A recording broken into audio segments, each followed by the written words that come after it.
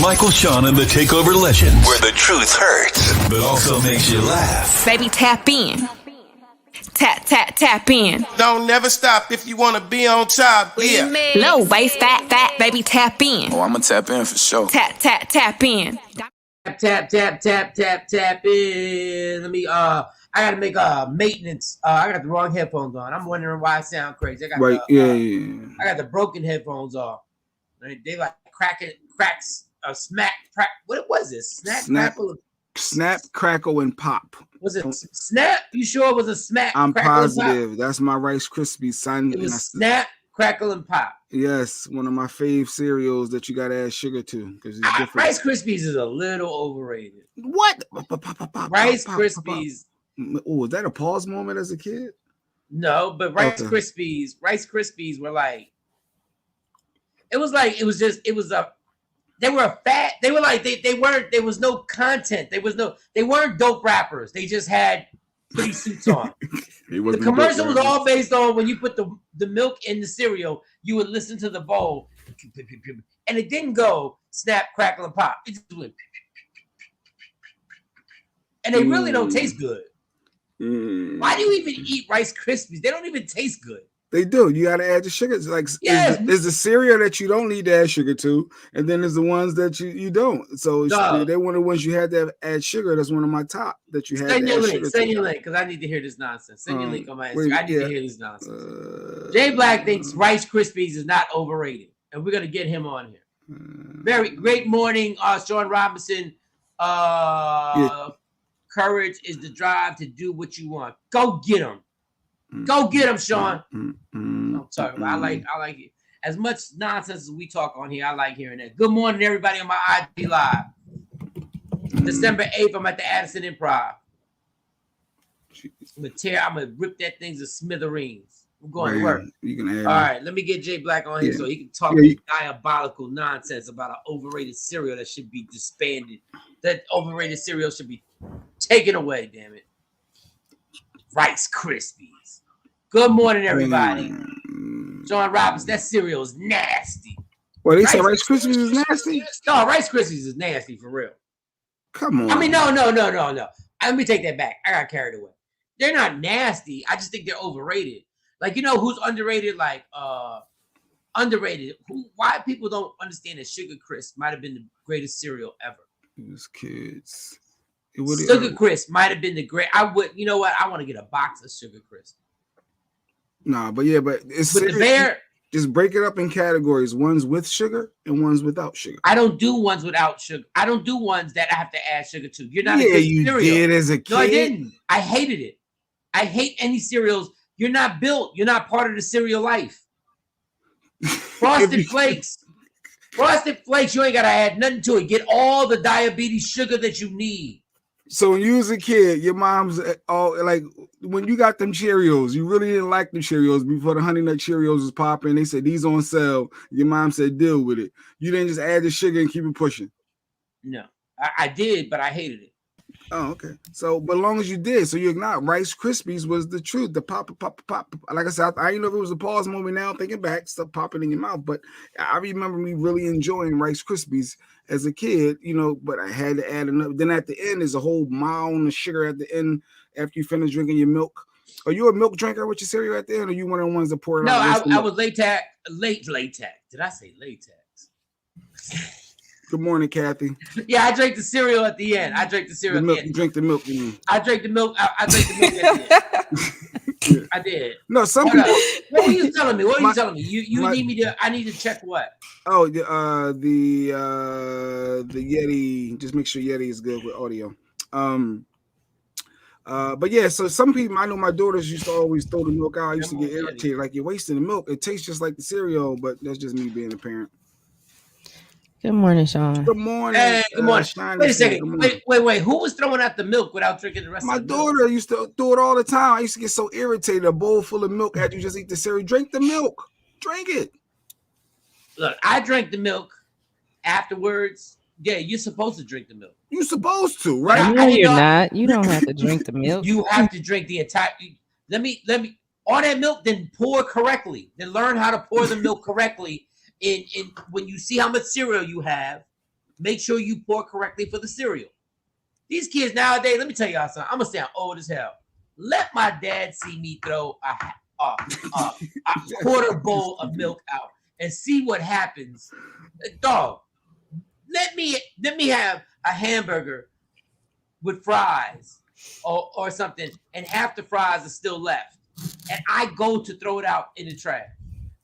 Hey, Stacy Mitchell. Hey, morning. Good morning. Oh my God. Yeah, I don't even know how we got on cereal, but yeah. So yeah, but cereal with sugar, there's levels to ones with and without. If you have sugar. to add cereal, it's like having to put makeup on a chick to call her pretty. Oh wow. I'm outside the club. Oh, sorry. So a lot of women got to add makeup on them, Mike. A lot of they do. Okay, how about this? Well, I know some men that need to add makeup too. Hell yeah! It's like a man taking. It's like man taking. It's like a man saying he got a big penis and all that, but he taking all types of vitamins and stuff or whatever the thing shots and everything that you can. All them advertisers were like, they're like, you can add 2 inches to your penis. Okay, well, don't take credit for it. Just say. Like, let the girl know, like, this ain't on me.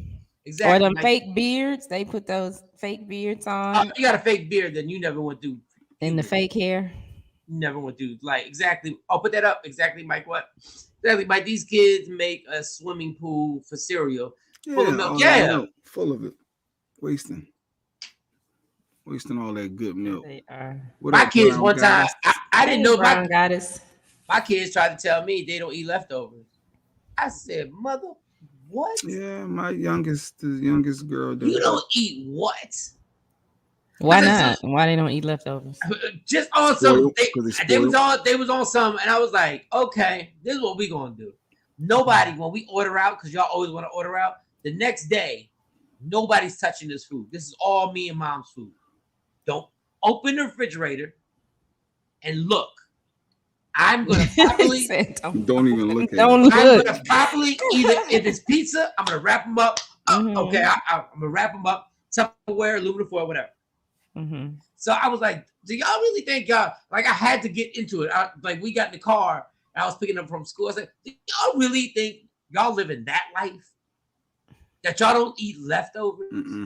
Y'all didn't pay for the first overs. How do y'all don't eat the leftovers? And they was like, I mean, we understand what you're saying. No. Get this straight. You didn't pay for the first when they were freshly cooked. You didn't pay for that, and now you gonna act like you don't want the leftovers. They said, "Run that back. Let's do this again, Dad. Take it from the top.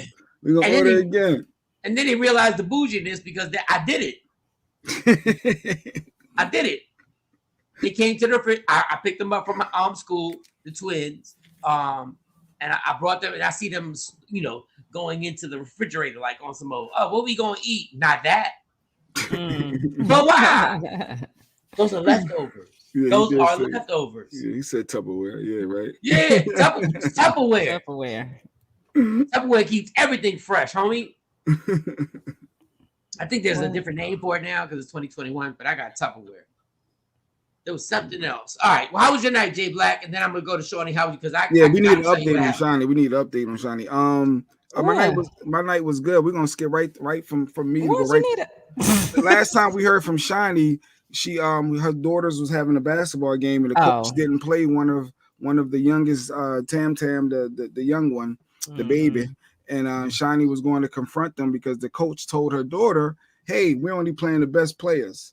And her daughter's energy was crushed. She was emotionally distraught, and it killed her vibe. And Shawnee was going to go check that coach, and she had a meeting set up with the school. And I need the update, Shawnee. So let's break it down. Well, I didn't have the meeting with the school because my daughter is more mature than me, and she asked me not to. So she said, just let her play the next game, which is today. And then after that, she'll make a decision. But she did go back and have another conversation with the coach. And the coach was like, the coach said, well, in the other game, there was another girl that didn't get to play either. And a whole bunch of BS. But Tamron was okay with what she said. And she asked me, she was like, just let me handle it, Mom. So I said, okay, I had to respect that, but Go ahead, girl. and I'm gonna let her get through No, the go ahead, season. girl. Whatever. No, I'm gonna let her get through the season. But when That's the season amazing. over, that's when I'm gonna go No, up there and talk to the coach and the principal and you tell can't them, tell. you No, don't let don't the do that. coach tell your kid that you ain't the best, and that's why you ain't playing. Sit on that bench, whole that. No, But she knows she not. She know. Tamara know what kind of they listen. The 14U team has called for Tamara to play with them. Tamara is Exactly. 11.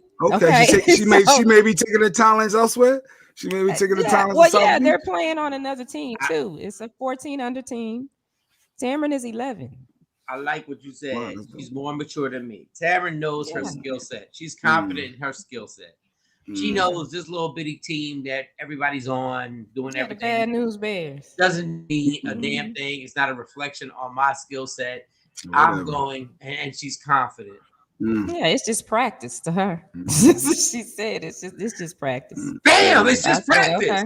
Like I done comedy shows where there were like 12 people there, and and we sitting there going like, well, and everybody's complaining. I'm like, yeah, I'm just gonna practice these jokes right now. I'm gonna practice this conversation and see what your energy is going to dictate the next level of the conversation. Because you can't tell my kid that crush their self-esteem to tell them you trash. She basically said you trash. Hold that. That's what I heard. But all right, but hey, she want to handle it her way. Let's see how it play out. I guess. Why are you so you talk to the coach, and then you talk to Brown.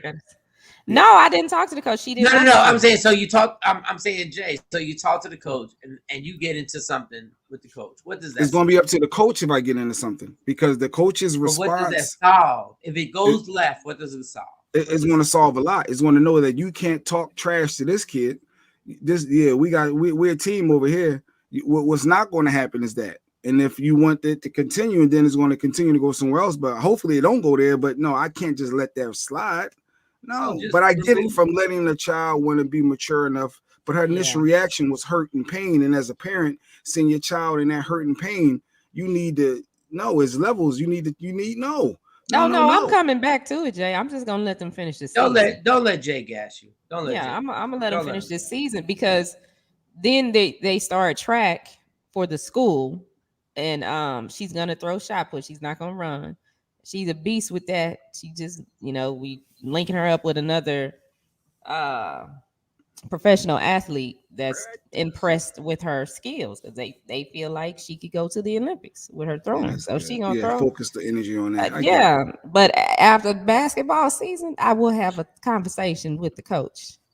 Yes, when my child finished dealing with that woman, then I will. Well, to be continued. We'll see how my thing is like y'all do know we're getting revved up over somebody's subjective opinion on who's good on the team and who's not. And as a coach, you have the right to think to yourself who's good and who's not. But now the wording, no, Jay. First of all, no, Jay, you're absolutely wrong. You're a sports fan. A coach says who's good and who's not good on the team. Their decision and their judgment might not be right. And he definitely made the biggest mistake ever, or she made whoever it is. But you can't tell a coach not like wording, Mike. No, but you say you're not getting a game because I got to play the best players versus, hey, I'm trying something different. You can word it differently. I'm trying something different. You want them to coddle everybody now. She doesn't have to coddle them, but at that age in junior high, that's when they start finding themselves. They deal with depression. She doesn't know what my daughter deals with, and my daughter deals with a lot that a lot of people don't know. Even though it looks one way, there's certain things that she feels, and when you don't do that to any kid. If she would have said it to another kid on the team, I would have a problem with it. Wording. Well, what I'm saying, and then she come back like a white kid in Michigan and start shooting up places. Then people. No, but what I'm saying, y'all are both right. Y'all are both right, but that's not the way. But society and coaching in sports is behind the curve. Sports is way behind the curve. You can't tell a coach to coach kids hard, and you want your kid to make it. Like coaching is behind, y'all. Like sports is on some mode. You're good or you're not good. You're either a starter or a backup. And I get what y'all saying because I totally agree with y'all. But that's for me to talk to her like that right now. Not was she on the team? Not the school. Not at the school. If it was rec league, you know what? If the rec league coach talked to her like that, I can handle it better. But at the school where you're in this environment where you're saying that, oh, we're gonna nurture and love these kids and help them develop. Now you don't get to talk to my child like Not that. like that. I have those rough conversations with her. Shawnee, I agree with you, but Jay Black is a hypocrite, and he's a total hypocrite. It's just the wording. I need you to work in order for me to get you in the game. I need to see this in practice. Jay know what sports is about. Sports is about this. And Shawnee, I agree with you. Jay Black is full of shit with his parents. This whole little I'm so soft with them. No, we're talking sports. We're talking sports. You either and Shawnee, that head coach is gonna regret the day they ever said that. Yeah, she is, and not because I'm gonna go off on her, but because of how Tamron is gonna perform. Yes, that's what it's gonna be. But I'm gonna just bring up, hey, you need to consider how you talk to these kids. No, I think you're right. You gonna get a parent or a kid, a parent that don't have nothing to lose. I got too much to lose to come out here and whoop your behind. Like but y'all gotta understand this whole sports thing is if the coach believes my best players are getting on I'm just playing my best players. That's what they're gonna say. Yeah, but she ain't got to say that to the kid. You don't tell the kid that. You just sat there and watched my daughter cry on the bench the whole game. You kept looking over her because it's some stuff I haven't told you, and you know she ain't nothing but about 32 years old, even though she looked like she older than me. Okay, but she's sitting there pointing at him, and she's pointing at Tamron and doing that childish stuff, and it's like, girl, don't play with my kid, play with me, because my kid is being a kid. So my child done sat there, cried the whole game on the bench.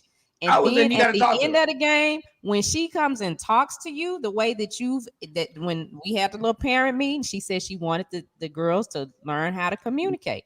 She came up to you and communicated, and then you crushed my child like that. Nah, them penitentiary words.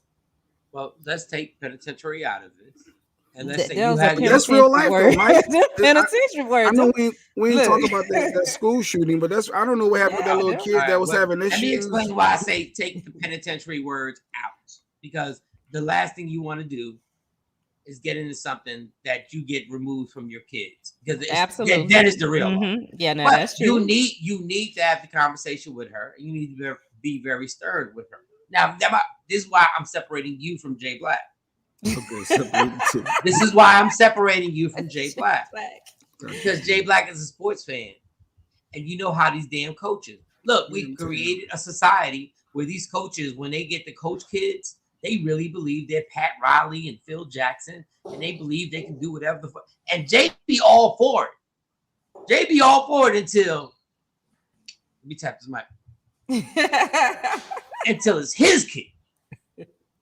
No, I'm all for it. It's wording. How about high school? How about high school? How about high school, Jay Black? How about high school? No, you can worry as long as you're worried. I ain't gotta worry. If I'm getting your kid to the pros, how about high school? Mike, I'm talking about your kid sitting on the bench the whole game. You're agitating, just found that out. Mm-hmm. But then at the end, you're telling me throughout the game, I'm only playing the best players. Don't lean. That's horrible. Don't lean on that. Your kid is in high school. Your boy's in high school. He's a junior. He's one of the top recruits in the country. And the coach says something crazy to him. Give me more. You got to word it, coach, differently. Okay. You're not going to steal his confidence to where now he want to give up potentially sports and his dreams, and now his confidence is so now he gets benched. And all that. No, so now he gets benched. Self-esteem is a problem. So now he gets benched. No. Dog, you're leading your kid, and Shawnee has that's a whole different subject. If your kid is that dope in the state where you're about to go to Duke, North Carolina as a basketball player, or you might go to the pros. That's right, Kay.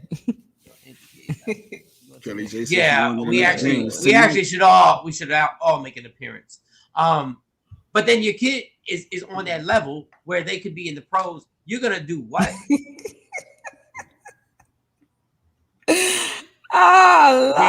David. Top Olympics for Jay Black because Jay Black is tight as a fat man in a G-string. Look, I'm just saying. Jay Black loves sports. but don't like what comes with sports. Yeah. He don't like what comes with major league sports. He don't like what comes with You the real. find a way to motivate me without belittling me. Find that way. Well, and then too, the other thing Find I that way, let Mike, Tamara if you're a know with coach. this lady is that And this you a is little life. kid. When That's she get on the job, it's gonna be somebody there that don't like her just because they don't like her. And I don't know that the coach don't like her, but I'm just like, this real life. Just take this as a lesson.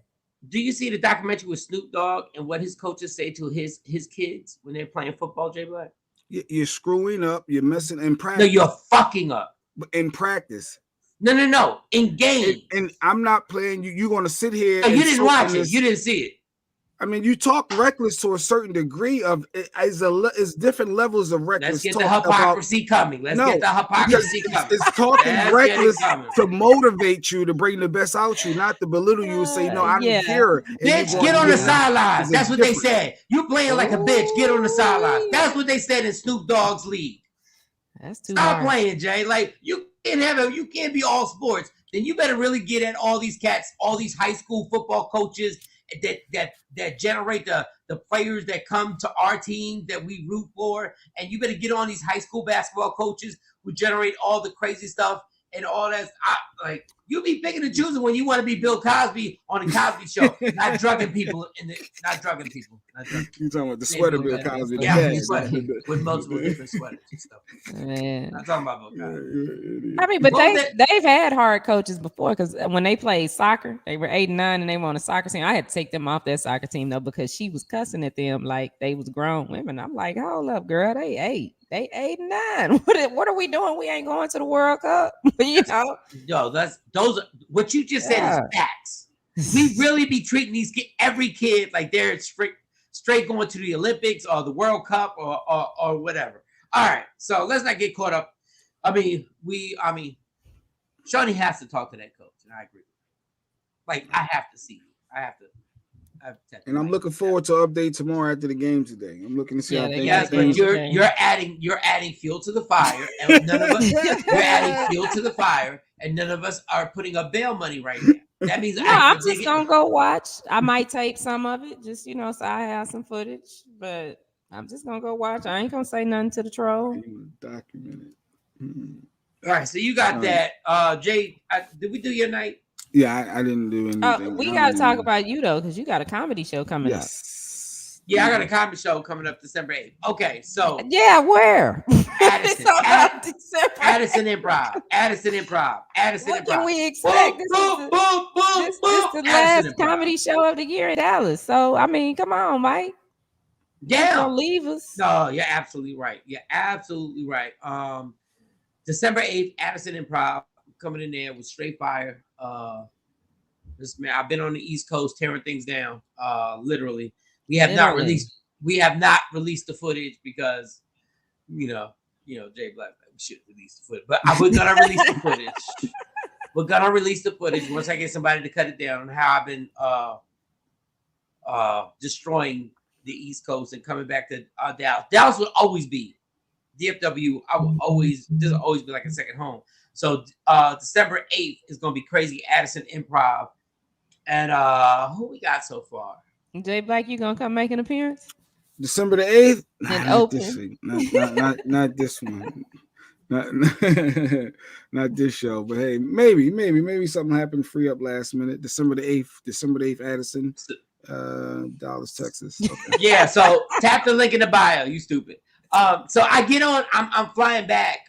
I've been home for a month. I gained 10 pounds. Jesus. That's why I'm going to the gym. Oh wow. Woo, Jesus. When I go home, it's just too comfortable. So I get on the plane. I'm flying Frontier. And I don't know what I was thinking, because I always get the aisle seat, but I booked the middle seat. But it was like who does that? Row 8. I don't know. Maybe all the seats were taken when I booked it. So I booked the middle seat, and I'm sitting there. I'm going like, "Yo, this is crazy." I said, "This is the most horrible thing in the world." I'm getting claustrophobic. The whole thing. Claustrophobic. Dog, real talk. I'm like, I hate being in the middle seat. So I'm sitting there, whatever. Because now you got to tap somebody when you got to pee, and I'm drinking tons of water now because I'm. It was a full flight. You couldn't move. No, I thought it was a full flight. So I'm seeing the full flightness from where I'm at, and I'm not even far back. I'm row 8. That's good. Like that's good money. I'm good. So I get up, I go to the bathroom after sitting there for like 40, no, not 40, like 35 minutes before we took off and everything like that. And then I walk up and I'm looking at all these empty seats in the front. Like, all these normally they tell you when they grab that cheap ass 1965 phone, they tell you, ladies and gentlemen, we have extra seats, but before we decide to move to the extra seats, we cannot do that till we reach our altitude. I go like, all right, cool. Like, but then you got to be your first person. They didn't say that. So I go to the bathroom, I come back out, and there are two black ladies, one white guy, and somebody, I don't know, I think it was another white guy, whatever. So when I'm walking, Jay Black always says, "You." That's the flight crew. The flight crew's like, and there's one. They might have been a gay guy, but the black woman who led it, she was nice, but she was so into her job. Okay. Like she was so, I can't, like, y'all gonna tell me, show me what test y'all took that when y'all put the tray down, when we take off, having your tray down changes the whole airplane. Things may fall and how does the tray being down when I got my cell phone properly look? So I'm watching my little Netflix and put the tray. And why is it like if I don't have my bag all the way under the seat in front of me? Like you got your little thing. So can you please place your bag all the way? How does that change anything on this plane? Turbulence. If something go wrong, the slide. What's gonna happen? It hit your feet. This is gonna hit you. I don't know. What? But go ahead. Keep. Okay. So anyway, keep your you can put your phones or lap on airplane. I've never put my phone on airplane mode ever in life. Yeah, ever. Mm-mm. What does that do, Jay? What does that change? That part is true because I have never, and I mean it's stupid of us to take that chance though. But what does it do if my little phone is gonna mess up? Maybe everybody's frequency could do something with the plane. I don't know. But go ahead. That's so I get up and go to the bathroom, and I notice the whole front, like first 4 rows are empty. Oh, they like 1 or 2 people. I said, "Yo, I'm in the middle." So I said, "All right, let me go to the bathroom." Jay always says, "You don't ever say nothing. You don't ever say nothing. You don't ever say. You never say nothing. You just you scared the ruffle feathers." I get out the bathroom. I see the 2 black women talking. I'm like, I tap, I grab, not grab. He said, I grab, I tap, I grab. You know, you do the tap. You do the tap. You like, excuse me. And I'm like, hello. Hey, how you? She's like, hey, what's up? And she turns around and says, hey. I said, I was wondering, I'm in the middle seat. Like, you know, the middle seat's the worst. And I said, can I move up? And she was like, she did the whole, Quarters at a bad time. Any other flight. And I said, but I made it clear because mind you, I'm at the front of the plane. Mm-hmm. I'm the front of the plane. So our conversation is being seen. Like everybody. So I'm like, I said, it's if it's a problem, don't worry about it. I'll go back. I said, but the middle seat always sucks. I don't know why I got the middle seat. I don't know if y'all, I have no idea. She said, well, let me ask, I guess the head person in charge, which was the black lady who was really like, put the tables up, make sure you lie. I'm like, oh, this is not going to happen. This is not going to happen. So the 2 black women have a conversation. Yes. They have like a 6-minute conversation. And you standing there waiting. And yes. And they going back and forth. And I'm breathing. If you can move. And I'm breathing in through my nose, out through my mouth. I mean, because I'm sitting there going like, y'all are some hood ass bitches right here. What are we doing? Just say yes or no. Y'all black, I'm Puerto Rican. We all insane. Like, help me out here. Look out. So the girl comes back. The girl after waiting. So I said, patience, Danielson, patience. I said, I don't know what to take her so long for. And she comes back. She said, yeah, sit right there. After all that. I said, for real? I said, cool. So I go back. I'm in row 8. I grab my bag. I grab my other bag under the seat. I put it there. And as I'm walking, a white dude taps my arm. He says, you're lucky. And I said, why? What are you talking about? Right? He's like, I asked her the same question, and she said no. Oh. I was like, in my mind, I was like, that's because you're white. But you're not supposed to do that. No, not the reverse. Homeboy was like, and then he said it to me, and then as I'm walking, he said it louder. I asked the same question. If I could, and I starting an uproar. Now he ready to send an email. Go ahead. I asked the same question. He was right. But I was asleep when he did that. I had no idea. And I'm sitting there going like, yo. So he asked too soon. And that's what I thought. He asked too soon. But it happened to be, we in Atlanta. There's no way, like the white guy got shut down because like black people were really like, and I love it. African Americans, I love the fact when y'all got an airport on lock and y'all running it. Like I so applaud that because y'all run that Atlanta airport something sick. But when he said it a little louder, I just sat down and I was like, oh, here we go. Here we go. Yeah, Stacey said that part of the conversation was them like, we let him do it. Now we're gonna have to let everybody go. Now everybody seeing y'all, you didn't do it discreetly. You up in the front. So Stacey, not monkey see, monkey do. Take that out. No monkey. No, don't say that. Don't say that. Don't say that. Monkeys are cute. Don't say that. Kelly J said he was a hater. I asked the same thing.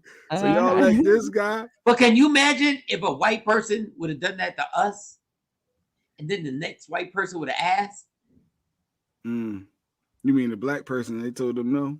Yeah. Can you imagine if we were sitting there and we asked a white flight attendant, and then the next thing you know, they said no. Then the next thing you know, somebody goes in the bathroom, the white person comes, asks the white flight attendant, and then next thing you know, they move and they look. I opened the upper thing. I took my whole bag. I relocated my whole household. Like I was good. Yeah, I would hit record on my phone and then read. Exactly. I would have went back again like, hey, yeah. And I would have said hey, I'm having some medical challenges right now, some claustrophobia issues. I really need to get out of the seat. And I see a couple open ones. Any chance I could just sit right here? And the funny thing is, I do not think the white guy even asked. I think the white guy got mad. He moved up eventually. Like he moved up and he got a seat, almost like say something. Well, and I went to sleep. I was like, all right. This ain't nothing to do with me. It got nothing to do with me. I was just trying to get out the middle seat, dog. This ain't got nothing to do. Yeah. Something like that happened to me though. On the plane, me and the girls were flying to New York. This is when they were little, and I had my earbuds on. Well, they had their tablets. We all had our earbuds on, and it was a white family in front of us, a woman with her kids. And the flight attendant came to me and she said, "Well, you have to put your headphones on so everybody can't hear what you're playing." And I just shook my head at her because I already had my earphones on, and I'm like, "What the fuck she talking to me?" Right. Well, the lady in front of me and her kids didn't have their headphones in, so we could hear all their little stuff. This woman came right back to me again and said, "Ma'am, I told you that you're gonna have to put your headphones on, or else you're gonna have to turn that off." I looked at her, I said, "That ain't me. That's her." She said, "Oh, well, thank you for following the rules, bitch." No, come back here. Let me. So we're not going to acknowledge it. So there's like come back here. So we're not going to acknowledge the fact that you're not going to acknowledge that I got earbuds in and the white family in front of me. This is why I felt. I felt like it was about to go down. I felt because white people like that reverse racism stuff. They love throwing that out there, and it does exist, but we don't give a fuck. Like we don't care. Like yeah, does it exist? Yeah, does it happen? Yeah, you ain't got 300, 400 years of history on your reverse racism. Yeah, get it. We get it. But I just thought that when dude said that, I said, oh, it's about to go there. And let me tell you something. I love them ladies who hooked me up. I love y'all. But y'all conversations were entirely too loud in the front. Like, y'all wasn't supposed to have that conversation entirely. Like, y'all almost made me mad because when y'all were discussing me, y'all were laughing. Oh, what were they talking about? After 3 minutes, their conversation had nothing to do with me sitting there. Oh. It had nothing to do with my seat change. It turned into whoever this one lady was that was working with them. They turned into that whole thing, and I was like, "Girl, can I please just sit down?" All right, let's take a break. Little quick Black and Mild break. And then let's go to the baseball. What do y'all want to go to? I mean, you got the baseball player choking his wife, the police. Yeah. Why are we mad at Jack? At what was the old girl's name that always shows her ass all over the place? Who? The girl who's the singer. What's her name? That shows her ass every time. All over the place. Big girl. Megan Thee Stallion? Lizzo. Oh, Lizzo. As soon as you said big girl and always showing her body. And why are we mad at Rihanna having pajamas showing her ass out? I don't know. I guess when Lizzo do it, it's more of a pride thing and embracing that, you know, the thicker curves is beautiful. And when Rihanna do it, it's she's this skinny itch. You know, that's how they look at her and showing off. That skinny itch. She's applauded. Is she skinny? I'm gonna say, ain't Rihanna thick now? Nah, because she's pregnant. Because I mean, at one time she blew up and then she went back down. She had gained. My A$AP Rocky, like a grown woman. Yeah. Rihanna pregnant. Rihanna ain't never been thick. I can show you a picture where she was eating as many burgers as I was eating. That wasn't called thick. That was called just gaining weight. That was just called just gaining weight. So Rihanna getting backlash from the photo or something? No, she's not. But my point is, she got this Instagram thing where her ass is out. She got pajamas with the ass is cut out, and I'm like, is her line, her Fenty line? I guess promoting. Probably that. It could be a Fenty line, but if Lizzo did that, would have been killing her. Like, really, Rihanna, how much money you got to make before you don't have to show your actual ass? And how much money? Maybe she just like doing it. I don't know. But I'm okay with it. I'm contradicting myself because I'm like, I can't get mad at Lizzo because I'm really saying it is because I don't like the way your ass looks. Probably. And that's unfair. Yeah, if it's an ass you like to look at, then it's okay. Yeah, it's okay when Rihanna is showing her ass and her pajama bottoms have it cut out. But if Lizzo would have said that, like Lizzo again. So why you don't like Lizzo's behind? I don't like Lizzo's behind on one situation, which her insecurity really, really showed out. When she went to the Laker game and in front of 20,000 people started twerking with no drawers on, just showing her ass. Because now you look like the buffoon at a carnival, and you got kids there. And I hate to say it, there's nobody who has more pressure than African American women. And once you do that, you let all these white dudes sit up in there and look at you like you're just that. Yeah, you're just that. That was the one time I was like, Lizzo, I wish somebody would have grabbed you. Yeah, I agree with you on that one. That was too much. Now, when she's on stage and stuff, if that's a part of her show. Yeah, do you? But you went to the game like that? You went to the game like that. I'm like, no. And sat your butt on the seat? Your bare butt? And didn't understand why people were and then everybody goes to they were fat shaming her. No, they were shaming her because I got my kid here. Like, we're not always gonna go to fat shaming and shaming in general. Like, that is the go-to for everybody. Everybody's like, oh, you this shaming me. You're that. You're alcohol shaming. No, I'm a drunk. What are you talking about? There is. Like, stop playing. Like, stop using this. But we'll talk. Stacey said, Mike, yep, everybody on IG Live. What up, Jacqueline? Good morning. I want to, so what you say, Jay Black, that you want to talk about? The baseball player, you know, because I know we had the theme with the other guy beating up his girlfriend. Now we got somebody else choking his girlfriend. The cops caught him in the act. He got verses tonight. Who's deal tonight? Who's versing tonight? It's going to be a quick one tonight. No, it's Bone Thugs and Harmony versus 3-6 Mafia. You not excited? Oh, no, nobody. I'm going to be watching those Facebook videos of the boy that got slapped by that girl. Oh, yeah, he got to go for me. They got a whole. They got a whole list of videos. I'm starting to wonder: are they doing this? This is a scam to make money? Because they on there fighting, and she going off. He crying. She telling him that the baby ain't his, and she slept with his friend. He up there crying. But you're not gonna watch Versus then tonight. You're gonna see. You're gonna miss. I'm gonna watch Versus. I miss my Uncle Charles, y'all. I think they got like 2 joints at the Ruggers Bomb. Man, the fact that you said you're so East Coast, the fact that you said they only have 2 joints, you're so. I know, maybe right? 3, and then the Biggie one don't count because that's really Biggie. But no, that's their song. Biggie only had 1 verse. But Biggie made it like it's his. But I give him 3. Okay. I give him in 3-6 Mafia. I definitely You're so East Coast. I don't You're see so how East Coast. they got 20 each. Dog, 3 6 20? Mafia got a lot of joints. Yo. A lot. Hard Out Here for a Pimp. That's not even one of the joints that they even was an Oscar winner. That's not even the one that they really be. So name, all right, give me 3 6 Mafia. I'm Okay, telling exactly. you. No, don't exactly me. I'm from the East Coast. That's right. So it's like asking. It's like asking somebody from damn Houston to tell me 10 KRS-One song. They're gonna be like, I know he's dope. I have no idea. There was no internet back then. There was nothing. You either had to watch them when they came to your city. Your radio station wasn't playing them. That's true. Okay, Emerald. Yes, Music Emerald. I remember that one. I do know that. So if we really research, said we are not excited. Rocky Seeley. He said we are not excited about the verses. We are not. Bone Thugs and Harmony. I'm not. I mean, you said 3 6 Mafia on there. I might watch it just for that, but. Bone Thugs and Harmony. See, we all forget. How old are you? Oh, never mind. Because I'm not supposed to ask women that.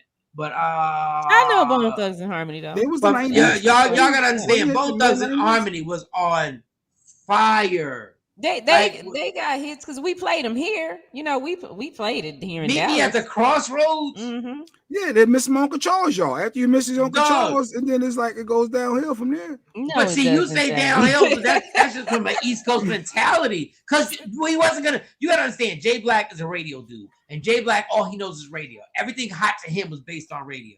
I always tried to tell him this. Everything that was hot was not on radio. It was always just we go play it on radio, so it's gonna be hot. Bone Thugs, they had their hot radio songs, but you got to realize the East Coast wasn't playing their bangers because we was the East Coast and we were assholes. All right, so we could go after the break. We can go through a couple of these some greatest hits, I guess, if they even have a greatest hits. I'm curious. And 3 6 Mafia. If they have a greatest hits, yeah. Bone Thugs and Harmony, they did. Hey Jay, why do you think? Why do you think if they didn't have hits? Why do you think Biggie put them on the most important album of his life, the second one? You think they asked him? Can you please put? No, I believe Diddy was like, "Yo, we're trying to make up for this East Coast West Coast thing, and we got to get the hottest rappers from every part of this country and put them on." They would not have put. That was the most important album of Biggie's life. We didn't even know he was going to die before the album came out. Somebody, Music's Emerald says she got 3 joints from them off the top of her head. So that's why I'm like 20. No, I leave 3 off the top. Okay, yeah, Tatter Club up. What else she said? I can't see the other ones. Right. So I get what you're saying, Mike. At that time, but Miss My Uncle Charles, y'all was popping at that time. They were everywhere. That's the only part you know of that song. Yeah. Okay. Let me hear you rhyme. Giving it up to the bump. Yeah. Okay. Yeah. Good luck. Rocky Seeley said they do have a few hits, but none of us sit around and play Bone Thugs and Harmony on a regular. Nah, it's a few songs that I'll pull up. There's a bunch of artists that were popping because we don't play them on a regular. Doesn't mean because we don't play them on a regular. Dog, there's only like a handful of artists that we still play on a regular because we so brainwashed. There's only a handful of artists that we still play their music on a regular, like as a group. Like I play a ton of rappers that people were like, oh, they were just okay. Yo, they were major. But we're the disposable culture and we blame it on the kids now. We're the disposable culture because we'll have somebody who was killing the game and then toss them to the side. I'm like, they was all right. No, they wasn't all right. They were selling arenas. Every radio station in this country wanted Bone Thugs and Harmony to headline their annual birthday fest, Christmas fest. Yeah. Oh, they wanted Bone Thugs. The Jingle Jam. Name all the members. Let's go. How many members in Bone Thugs and name them? No, I'm from the East Coast. I don't even remember that. I remember the. If I really think about it, yeah. If I think about it, but I tell you right now, the station that we worked on, they would have loved to have Bone Thugs and Harmony. They would have died to have them, but they couldn't afford them. There you go. Miss your Uncle Charles, y'all. See? Everything go back to Miss your Uncle Charles, y'all. And every time you get a song, like people from other cities will give their favorite Biggie song. And those aren't my favorite Biggie songs because y'all not from New York. Shawnee, what's your favorite Biggie song? Being from down Texas. My favorite Biggie song is Hypnotized, because I remember when it dropped, I was at the Kappa Beach party riding down the beach wall, the seawall. Hypnotized. And that was a fun time. I think we played that like 3,000 times that day. We played I'll that tell you right now, time. if you ask me to name a bunch of Too Short songs, or you ask me to name a bunch of Scarface songs, I'm not going to be able to name a bunch of them. But guess what? They all deserve to be on Versus. You're not from them cities. You're not from them cities. Yeah, they did the Too Short E40. That was the lowest. Yeah, I was gonna say. Yeah. They had one. It was horrible. Yeah. They had horrible numbers. Scarface and all them cats. It's the first of the month. I respect them. Chicks and, that's first right. That was amazing. Yes, that's what I said. 3 maybe 4. Yesterday was the first of the month, and all they my were money gone in their era. Exactly. I had to get braids for 2 girls. In their era, insurance. I'm like, in their era, they were. Every radio station, I will say it again, wanted them to headline their show because they could sell out 15,000 tickets and get your show popping. Well, they would have been bigger if Easy would have been around longer. They probably would have been a larger group. Everything would have been, they would have been, everything would have been different if we didn't kill our rappers. Don't let me get into that. Well, we didn't kill Easy. We killed Easy? We didn't kill Easy. No. I mean, that, yeah. You're going to say the lifestyle did it? Yeah. No. Suge said it on Jimmy Kimmel that he hit him with a needle with blood in it. Go YouTube it. Yeah, you going somewhere allegedly stuff. Go YouTube it. Go YouTube Jimmy Kimmel. Gave Easy a needle of blood. He did. Yes. Yeah, they said he stabbed him with the needle and put that in him. He sure did. But we don't know. Suge Knight be lying. You don't know. He be just moaning. Well, we killed Tupac. We killed Biggie. We killed Big L. We killed all the young rappers. No, man, listen. We have a whole culture of rappers that we ain't kill them. Young Dolph, we killed him. Yeah. Stop playing. But that's a whole nother story. Because I'm too happy right now. I'm not getting it because when you start saying stuff like you want to know who's the best at killing Black and Hispanic people? Black and Hispanic people. You have a great day too, Chicken Wing. You win this stuff. You gotta. It's the company you keep, the lifestyle you and then after we go to the funeral, I'm gonna say it again. After we go to the funeral and we mourn. And we're like, oh my God, this is so bad. Then we get in the car and play music that says the same exact thing that just happened. The same exact thing that just happened. We get in the car and we start singing and turn that up. Run up on your funeral and hit your kids. And then when it happens, we go like, who does? That's so disrespectful. No, you know what irritated me? This Jackie Avant, the legendary godfather of music, the 81-year-old grandmom getting shot, like that hit different for me. I'm like, who shoots a grandmom? Like that was just weird to me. That lady, they've been married for 54 years. I mean, I know that story is a lot of weird stuff. Who shoots a kid? Like it kills me when we like. There's a famous comedian. Who's a person? Yeah. Thank you. Yeah, kids and all. George Carlin. George Carlin. You said it right on point. George Carlin is famous comedian, amazing, iconic, one of the best that ever did it. Said I can't stand when people say it's a shame she died so young. So it's okay when I die older. Well, it hit different. No, it hit different because we wanted it. We wanted it. In actuality, take this the way you want to take it. She was on her way out anyway. Yeah, but her getting shot. I mean, I don't think she should have went out. Well, it don't matter what I think, but I mean, I think it's kind of messed up that she went out. Senior citizen that way. I mean, you didn't have. What was going on with that, Jay? Because I didn't get to read the story. I mean, I know who the guy is, but I don't. Apparently, it was. I mean, Mike was reading it too. I mean, this even the cops said it didn't seem random. But yeah, it was a break-in, and they end up shooting her. She was the only one that got hit. I guess they shot at security too, but security didn't shoot back because they don't know if they had guns on them or not. But apparently, they had security. It's in a really expensive area in Beverly Hills, and it was a break-in, and they shoot one fatality. They shot her in the stomach. So I don't know if she, where they lived. In their house in Beverly Hills. Story inside. There's a story inside this story, and you know what? So maybe he didn't help somebody or something, because he was the gatekeeper. He was a gatekeeper. He is a gatekeeper. Let me say it like that. Some comments was talking about insurance money, making it seem like he has. I don't know. It's all type of weird stuff that you like. I guess the truth hasn't came out yet, so people speculating. Because who shoots someone that age, and why wasn't? He was in the house. He was in the house, and he wasn't harmed. And usually they look right at the spouse anyway first, but he's in his 90s. But then again, the flip side, I think they've been together so long. If she's not there, he may. Some people can't live without the other person when you've been together that long. So I saw a story. I saw a story on Netflix. I saw. Yeah, like that. That's deep. Like that for some reason. That and he was 90. So at 90, that somebody would have their spouse killed at 90 for insurance? I don't think that at all. At all. That's why I'm saying there's some idiot young boy trying to rob them. But how do you? I don't know. It's just weird. Yeah. Did they get anything? So other than shooting her and killing her, did they take anything from the house? For every report I've seen, I didn't see anything that said that. And I do know Tyler Perry's behind it now, saying he's putting all the money up. He's going to help make sure they find out who did this. So yeah, so maybe he wouldn't help somebody, or he didn't help somebody the way they wanted, and it's probably somebody young. They probably about 18, 19, 25, something like that.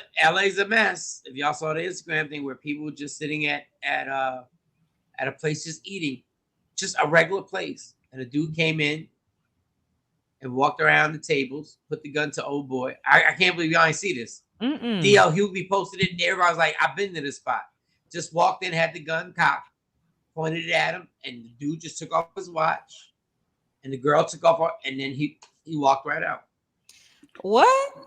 Yeah, and that's on DL's page. Shawn, you probably should find that clip. So yeah, is it because of the holiday season coming off the pandemic? I don't care. I'm so tired of us making excuses for our ignorant ass behavior, yo.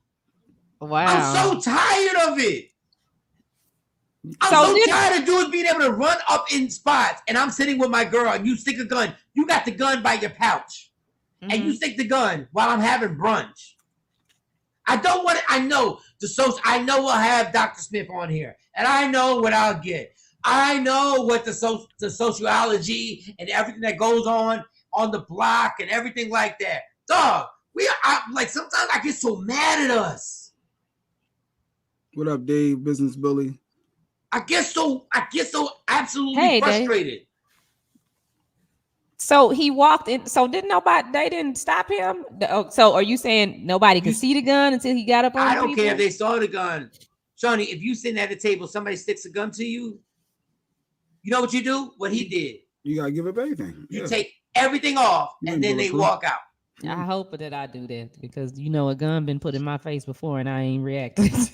And that's what I thought maybe with Jackie Avant, that maybe she saw the person in the house and went to approach them like, get out of here. And they could have, because senior citizens are more brazen and trying to check people, because usually people back down on senior citizens to shoot us. Somebody, that's so weird to me to shoot. I mean, and like you said, what world do you live in, Jay Black, that people back down to senior citizens? What world do you live in? To shoot and kill somebody that's 81 years old when you know you're wrong in the first place and breaking in a house? You got morals on this shit now?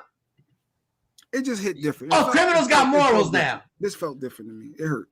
That hurt. I'm being honest. What? This happens all the time. I was on a payphone years ago. I watched the old lady get mugged. I'm in the Bronx at a funeral. I'm on a payphone. And this is back in like 90 something.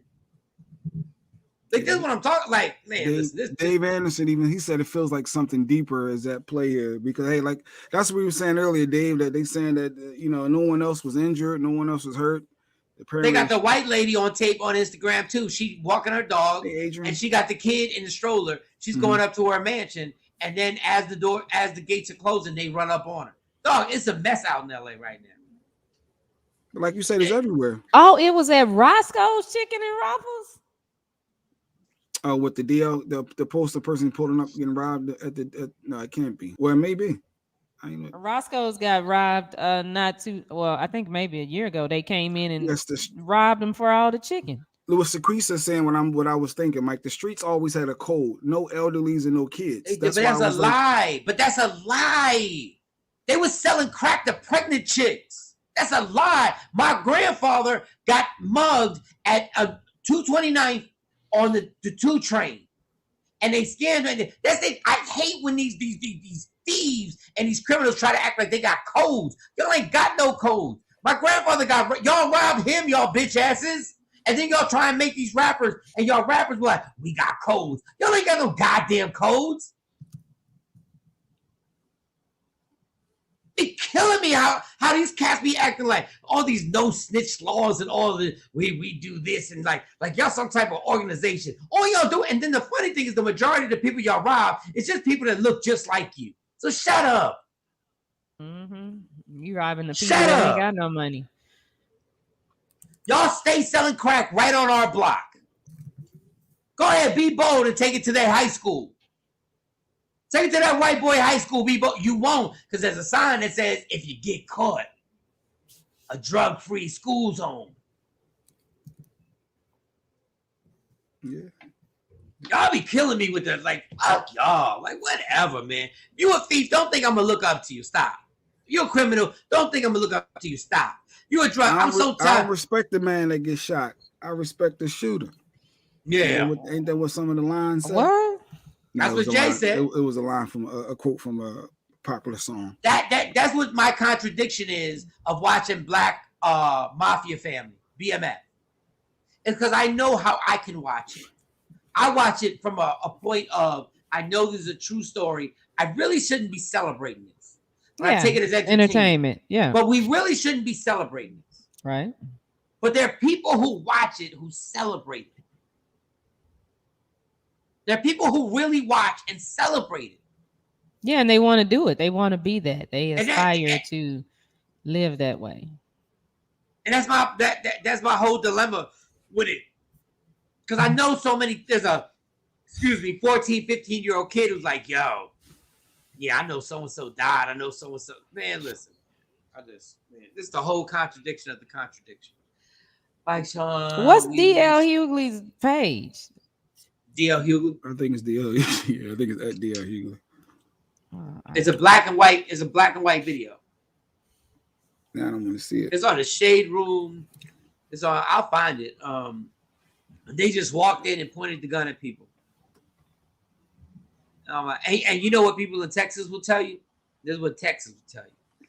That's why everybody needs to carry their gun. Everybody needs to carry their gun. Well, if somebody run up on you while you eating dinner, you ain't got no time to react. But just they'll be like, when they turn around, they walk away from you. You got your gun on your hip. But then you're no longer a threat. Then now legally you're caught up because the threat was leaving you. You don't live in Texas. That's why you bunch of vaginas don't even understand. Once they turn around. If you're shooting them in the back, that means the threat wasn't okay. Jay, you can have your laws. I'm just telling you. So what you this is the hypocrisy. What you got a gun for then? If somebody robs you and they say you can't shoot them when they turn around after robbing you, the fuck you got a gun for then? I want to debate you, but I'm not. What do you got a gun for then? If they robbed you and your kids, what you got a gun? What is the point of having a gun? Well, I don't even carry mine. Most of the time I forget to take it with me, or it's in the car. If we go somewhere and something happens, it's in the car. If somebody has a gun to you, and so the only way you can use it is by you taking out the gun as the gun is in your face.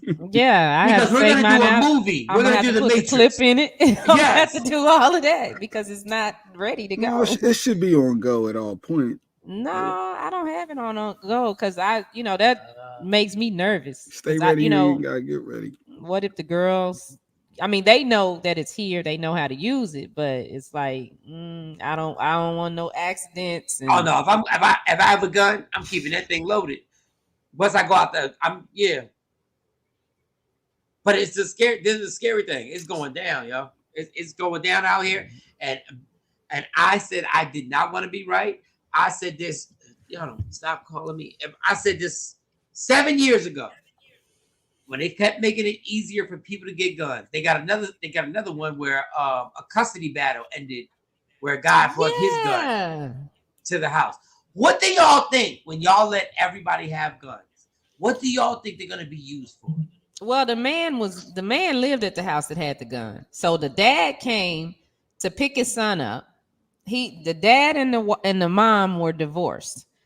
Okay. The dad was supposed to be there at 3:00. He ended up showing up at 4. Sometimes things happen.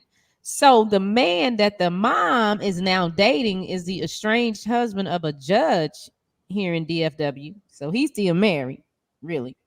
And he got into it when the man, they didn't want to get a man his baby because he was an hour late, which is crazy. And so the man that's her new boyfriend, that's the estranged husband of the judge, came out with a rifle. And shot. First he shot a warning shot into the ground by the man's foot to tell him to leave. And that's when the dad, he ain't hit him, but he, it's like you shot at him, so he kind of reacted. And then the man stepped back and just shot that man right there. Coward. They all taping it. And I'm like, this man literally died trying to get his child. I mean, Coward. Why would you just give him his son? What's the problem? Just make sure you're so what he like the same aggression that you have. This is what I talk about cowards. Same aggression that you have the same aggression you would have if you didn't have the gun. Then I respect you. Act the same way. Like if there was no gun, okay, you are an hour late, you're not gonna get the kid. Now we're gonna fight. But why? Just give him his kid. I mean, no. I don't know the back. I don't know the backstory. And they're not charging the man. Because I don't know charging him. Of course they're not. Of course. Because that's the protect your castle rule. Because it was his thing.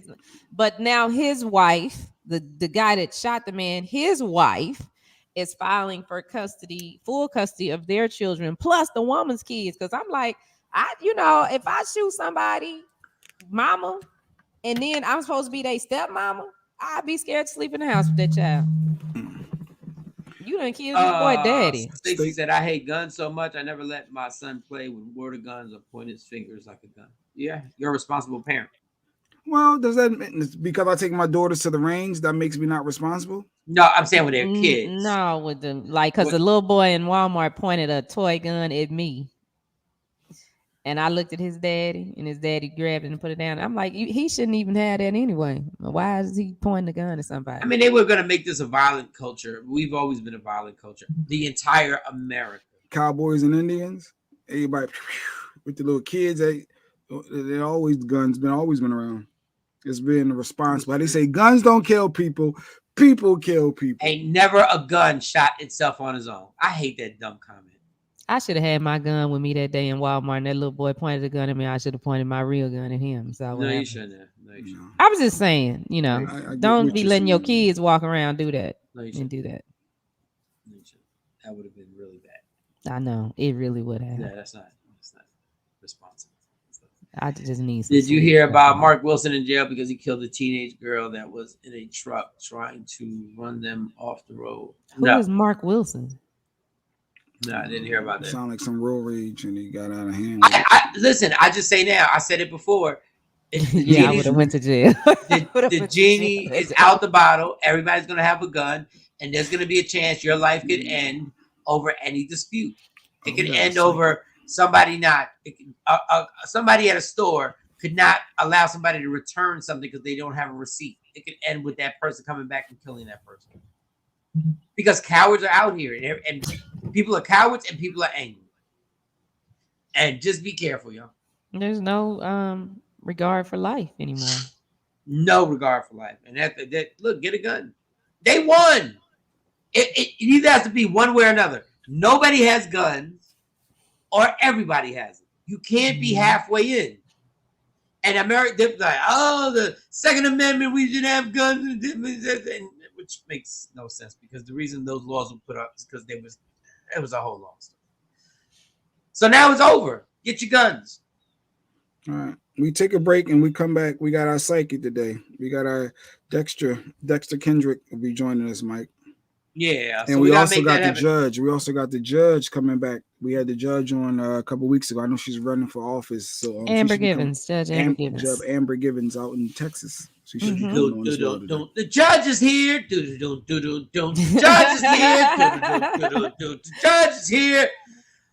The judge. All right, y'all. We'll take a break. Michael Shawn and the Takeover Legends. Yeah. What up, y'all? It's Michael Shawn from Michael Shawn and the Takeover Legends. And just in case you missed the show, check this out. Why in the world? See, here's the thing. And I'm tired of black people.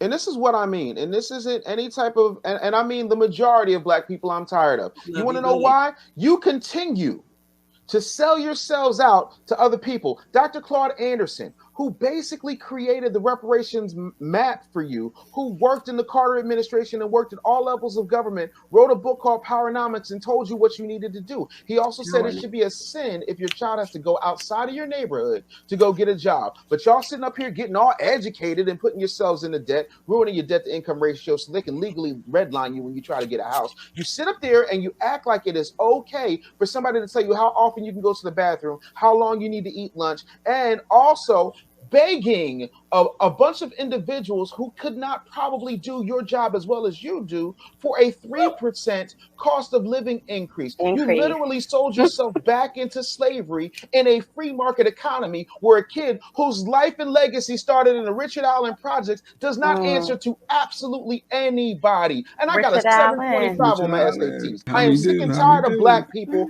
acting like it is okay to play victim when you chose to lay down and when you could have got yourself up, gotten a goddamn Etsy site or Shopify or sold pies or cookies or cakes or anything, but you continue to ask people for permission to go to your kid's little league soccer game, and you wonder why they continue to take your rights from you. I charge black people with being complicit because they can't walk all over you until you turn yourself into a welcome mat by laying down. What you're saying is absolutely right, and we got the snaps and claps, and I agree with what you're saying. I will also tell you there's never been a race of people that there's been a plot against from the inception. So the brainwash that has happened to black people has unprecedented. It's unprecedented. Amen. There's never been as much money put in. There's never been a systematic system put in that has taken people from another country, brought them here, and brainwashed them. So I understand what you said, Dave, and I don't disagree. But I also understand that the plot that has been put here is historical and has never been touched before. Search Media Room 360 on all streaming platforms. Michael Shawn and the Takeover Legends. Yeah. We the worst records, baby. We about to create a perfectly horrible song. Y'all know I've been in the gym, and now all I wear is tight shirts, tight shirts, tight shirts, tight shirts, tight shirts. Yes, I do. Michael Shawn wears tight shirts every day. I wear tight shirts because I'm working out some. And if I wear the right size, you won't see none of my little cuts in my arms or whatever. Short sleeve tight shirts in any type of weather. People talking trans when they see me in the street. Your shirt's so tight, we can see your heartbeat. Man, clown me if you want, I'm sticking to my guns. And when December comes, it's gonna be fun. You can crack jokes and treat me like a jerk, but one day you'll see my six-pack right through my shirt. And even if I wanted to, I just can't stop. I just might rock an Ezekiel crop top. Whoa. What? Did I take it too far? What? Yes. Whatever. Tight shirts in the morning at work and when I grieve. I even wear tight pajama tops when I sleep. Tight shirts. Tight shirts. Yeah. Tight shirts. Come on. Tight shirts. Come on. Tight shirts. Come on. Tight shirts. Every day. Mike Shawn wears tight shirts. To the gym or wherever. tight shirts. Tight shirts, tight shirts, tight shirts, tight shirts, Michael Shawn and We the Worst Records, Pluto, Aristotle, and P Skills have just destroyed or created another perfectly horrible song. Yeah. Check out the next single, Grown Man Wearing Skinny Jeans.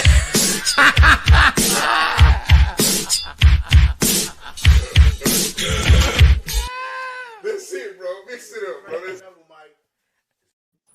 Don't never stop if you want to be on top. Yeah. tap in. Tap in, tap in. Oh man, what's good, everybody? Michael Shawn and the Takeover Legends. Hey, good morning. Dex is here. Good Dex. morning. Hey, good morning, everybody. Dex. Psychic. We going missed on, you Dex? I'm last about to week. introduce him right now. Okay. Oh, okay. Dex is in the building. He's in the Hey. building. He got the What the Christmas world? tree up. He got the whole. What's wrong? Yeah, I didn't This decorate it video yet, you but yeah. sent. Oh, y'all didn't see that video. That's what I meant to send y'all earlier, yesterday. It's the most disgusting. Well, I'm not gonna say the most disgusting. It's just, boop, boop. That's the sound of the police. Boop, boop. That's the sound of the beast. That's what it is. What the world happened? It was Okay, a we'll talk about handicap. that later. Yeah, we'll talk about it. Oh, I saw that this morning. What did he do? He shoplifted, and they called in, and he was a handicapped man and in a wheelchair. And they called the cops, and the cops said, "Don't you go back in that store." Now we have this they've already fired the cop. But we need him to go to jail for life. He literally just let off 8 shots on the guy in a wheelchair going back into the store. Yeah, we'll talk about it. Like, everybody, put that in your brain and let that simmer for a second. He didn't shoot the tires out. And it's all video. It's Right. We saw the actual situation on how this goes down. He was nowhere near the guy. Obviously, the guy put his life in no danger. It's not a threat. None. He shoots. Okay. When you shoot somebody in the back, that means they're not facing you. Yeah, And Jay you Black in a just said wheelchair. that. I just said that too. Yeah. They're not facing you. So how are you in imminent danger for use of deadly force? Like, there's no excuse for that. He killed that man. All right. You gonna introduce our guest? Because I see he got his Christmas tree up. Oh, I just said that. Yeah, it's not. I didn't even hear you say the Christmas I just tree. said it. I missed that part. I was probably looking at that video. Yep. Dexter is in the building at Love 911 Terra. Just make sure, listen, people, I'm about to put my Instagram live on. When we get this man is official. He said some things to me that have actually come to light. And it was scary. And I was like, oh, damn. I said, he said I was not going to be busy a certain month. And he said things are going to start livening up and almost on cue. I don't know what the hell he got going on. But it's the universe, man. The universe is timing. I don't even want to look at you directly in your eyes. I'm scared. But he was right. And things have picked up, and a lot of things are happening. Almost, I'm not going to say exactly, but in the window that you put up. Yeah. Absolutely. Time is really fluid. So when a psychic's telling you something about the future, it's like they're grabbing a snapshot of time, but you can make the choice, any time within that window. So I just decided, all right, I'm gonna plan accordingly and see what goes down. So far everything's been good. I'm excited for you. Definitely excited. Thank you. And everybody, before I go here, let me get on IG Live so everybody can start getting their questions. Excited for us, by the way. We went in all in. By the Yeah. way. You said what? I said excited for us. Okay. We're definitely a soul group. I said this before. Like, there's a reason why we've come together at this time doing this work, and life is pulling each of us in different directions, which is a really positive thing. All right, let me get everybody. We're pulling our energy here. Send me your when you ask your question. When you ask your question, just hit us with your birthday, and please be specific. Don't just say like, how's my I don't know, how's my financial situation gonna be for the next 2 years? No, we need direct things, like something that's going on in your life. So let me get. Is there some retrogrades to get started with, Dex? Is something going on retrograde wise? Is certain signs right now in trouble, or got it easier? Yeah, there's a couple different things going on, right? I'm sorry. No, go ahead. That's I was getting on IG. Oh, okay. Yeah, there's a couple different things going on right now. One, Neptune went retrograde this week, which basically means we're going to be asked and tested a little bit in terms of the ideas we have for ourselves and the futures we're trying to create for ourselves. We're going to be tested to see, well, can it stand up to reality, right? Where are we? Where can imagination meet the real world? So we're going to be asked that question for the next 4 months. Let's see, until we get to. Until we get to June. So from now through June, you're going to see a lot of your dreams coming true, actually. Hey. The ones that can be made real between now and June. I'll also predict some things for Mike Shawn for next year. So that falls in this window as well. But it also is going to require us to be honest about where we've been selling ourselves a little bit short. So we're going to be asked to kind of step into our confidence level as well. And then 2, as far as like Venus is also traveling through Capricorn. So right now everybody's being asked to look at their career, like what it is that they love doing about life, their passions, if their other employment is getting in the way. All those questions are coming up between now and March of next year. So you can also look to the year of 2010, which is about 8 years ago, and see what themes showed up then about your career, the direction your life was headed in, decisions you made at that time that will be coming back around, and you'll be asked if they're still relevant. Oh, damn. So yeah, just a little something to kind of get us started. Yeah, 2010. I'm trying to think what was going on 2010. Oh, Tamron was born in 2010. My daughter, my baby girl. No, it's crazy. I was damn near in the same situation. You could jump on IG Dex. And I am not. You got your phone. I was damn near in the same situation, which is spooky. Okay. Yeah, 2010 that wasn't a good year. That was the year I had a stroke, Dex. Okay, well, so then look at 2013 as well. What? Oh, now 2013 was a good year. Yeah. No, because exactly. 8 years. So 8, yeah, that would be. 2021 minus 8 is 2013. Okay. Oh, that was a beautiful year. Yeah, that was 2013. I was popping in 2013. You're going to be revisited by a lot of those themes. Now. Oh, right. Yes. Money going to be right. Said, now, how long is it going to last? Good question.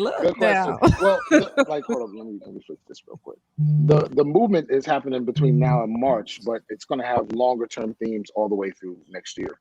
So next year is going to be a bit of a boon. If 2013 was a boon for you, then 2022 is also going to be a leap forward, especially professionally, career-wise. What was Kelly J's question? Kelly J had a question up there. Kelly J 82. What does December look like for me?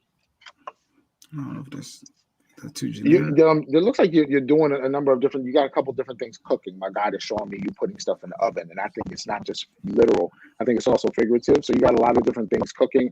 Also, too, you want to start putting your money in some ways that are going to grow and work for you. I'm seeing this change of heart card, which is the magician card. I think before perhaps you might have been telling yourself some dialogues around money that were too small to live in. Perhaps you didn't have enough money, didn't have enough time. There's some things happening now, especially as you're aging, that you're beginning to ask yourself some larger questions about thinking about the future. And that's going to be moving you all the way through April as well. So what you're doing December right now, and your birthday is 8/2. Right now, we have an eclipse coming up Saturday in Sagittarius. So this is you kind of taking a look at what matters to you. So you'll see that kind of unfolding into next year.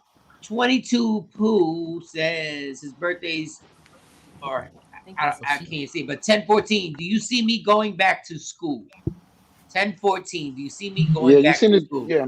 22 Pooh, what's going on? Do I see you going back to school? I'm seeing you making strides toward it. For whatever reason, it looks like you're walking in it in February. I'm not sure if you begin at that date or if you miss some kind of a deadline. Also, there seems to be an issue with money, but don't let that stop you.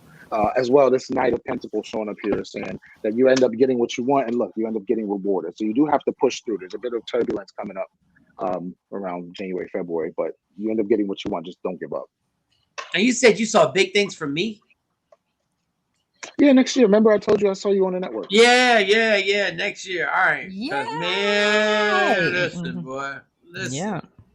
Y'all better hurry up. I want to say, I gotta say, I've been just like you. I've been in some talks with some people, in the industry, and that's why I say we're all literally upgrading together in front of an audience. This is kind of funny because we may not be sharing all of our details about our private contractual conversations, but we all have negotiations happening. So the fact that we're connected indicates, God's moving in this circle. So regardless of who makes a move first, just know your time is coming next. That's how spirit circles work. Yeah, people are complimenting Shawn on her glass. I like her glass. I like that innocent. Those glasses are sharp. The innocent look. Yeah. Yeah. Jay, where you get that? Before, anybody else got some more questions? I got a question. Before you ask the question, I want to ask one question. Jay Black, where you get that little the what's that?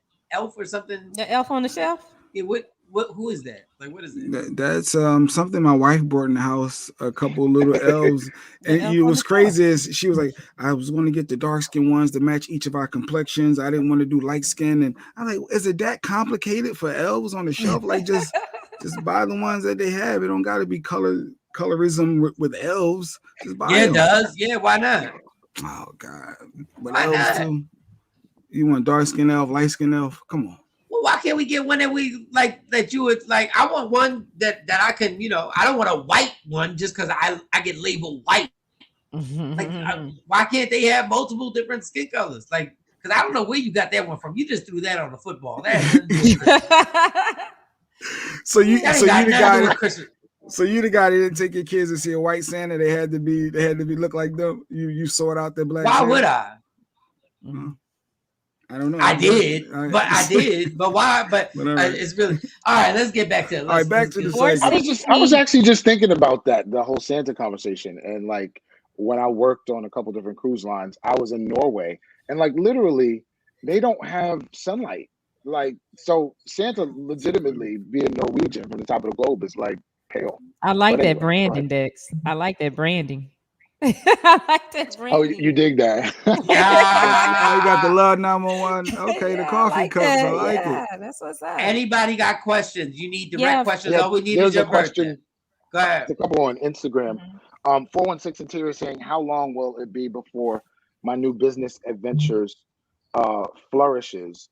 Next year, you're going to see like some significant growth as far as your business is concerned. Some people are going to be asking you to produce for them. I think you're selling something or some kind of a product or service. Some people are going to ask you to start producing some things for them. And it looks like it ends up being like a larger corporation. It looks like you also feel like you're not ready when that comes. But it's interesting. You asked me a question about your career. So God is saying you're ready. You're about to be pushed out of the nest, right? So the only real option in order if you want life to keep moving and flourishing, as you just asked about. So we ask God for flourishing, and then God asks us to take a leap. That's always how it works, right? So the Ten of Cups is showing up here saying that there's like some significant positive outcome if you say yes. If you don't say yes, well, then some of the other risks that you've taken, including money and other people's money that have invested in you or that are investing in you, you're going to have a hard time. So you really have two choices. One is one that's challenging and flourishing, and another one that causes you to have to apologize. So give that some thought ahead of time. Tyler, you have to put your birthday in order for us to get that. Rochelle said, Captain. Oh, I'm sorry. Go ahead. Go ahead. What were you saying? I just saw somebody. I am Kurt Captain on Instagram. 7-Eleven. General energy reading. All right, general is typically we don't ask for that, but the energy of your aura right now is green. So there's a number of dialogues around self-healing and self-care that are showing up here too. You also seem to be a little bit bitter about some love situations that are going left. So my recommendation, whenever we have this kind of anger, is to make some specific requests of people or realize where your energy actually is better suited. The energy green is not, it's too strong coming off. You shouldn't be sitting in that energy. It's frustration and anger. Tyler _Brown 79 10-1. When will I get a new car? Dang. When you get a job. Okay. I'm playing, Tyler. No, Mike, how you know? No, I'm playing. I play too much. I'm sorry. I'm sorry. In school, I would have hung with you in high school because I was that person. The sarcasm was just left and right. I love people like that. Anyway, Tyler, and Tyler saying no, really. Okay, yes, really. So, do I see you getting a new car? Not before March. I don't know. I don't know where the money comes from, whether it's for taxes or whatever. But I don't. It's coming to March. There was I put my glasses on, but let me get this one. What's going? Oh, go ahead. Okay. Lofton Antoine, I have a wonderful job now at one of the top universities. I've been offered a position in another school, trying to see if I should take a position to stay. Not unable with the current job. Okay. All right. Give me a second. The dialogue about the other school has a lot more possibilities. I'm seeing this number 4 of swords here showing that there's some aspect of the institution that you're already at that's drying up. And also there's a dialogue around boredom, but there's also an energy around loyalty. So I don't know how loyal you feel to either the people that we may have adopted in the workforce as family, but there's some aspect of your spirit that's telling you to explore. especially right now since the dialogue around contracts is showing up in Sagittarius, which is directly opposite your birthday. So right now you're being asked by the universe, if you want more, and if you do want more, you'll take this other opportunity. Let me If you ask don't, you can stay where you are. No problem. Let me ask you something. When somebody says something like, I always wanted to know what you guys, when you do this, if you're nervous about certain stuff, when let's say you're with somebody says, I have a couple questions about my significant other, and you give the same birthday, and you want to know, is this person my soulmate? Like, how do you go, like, is it just like real rigid where it's just like, look, I put the numbers up and I just read them?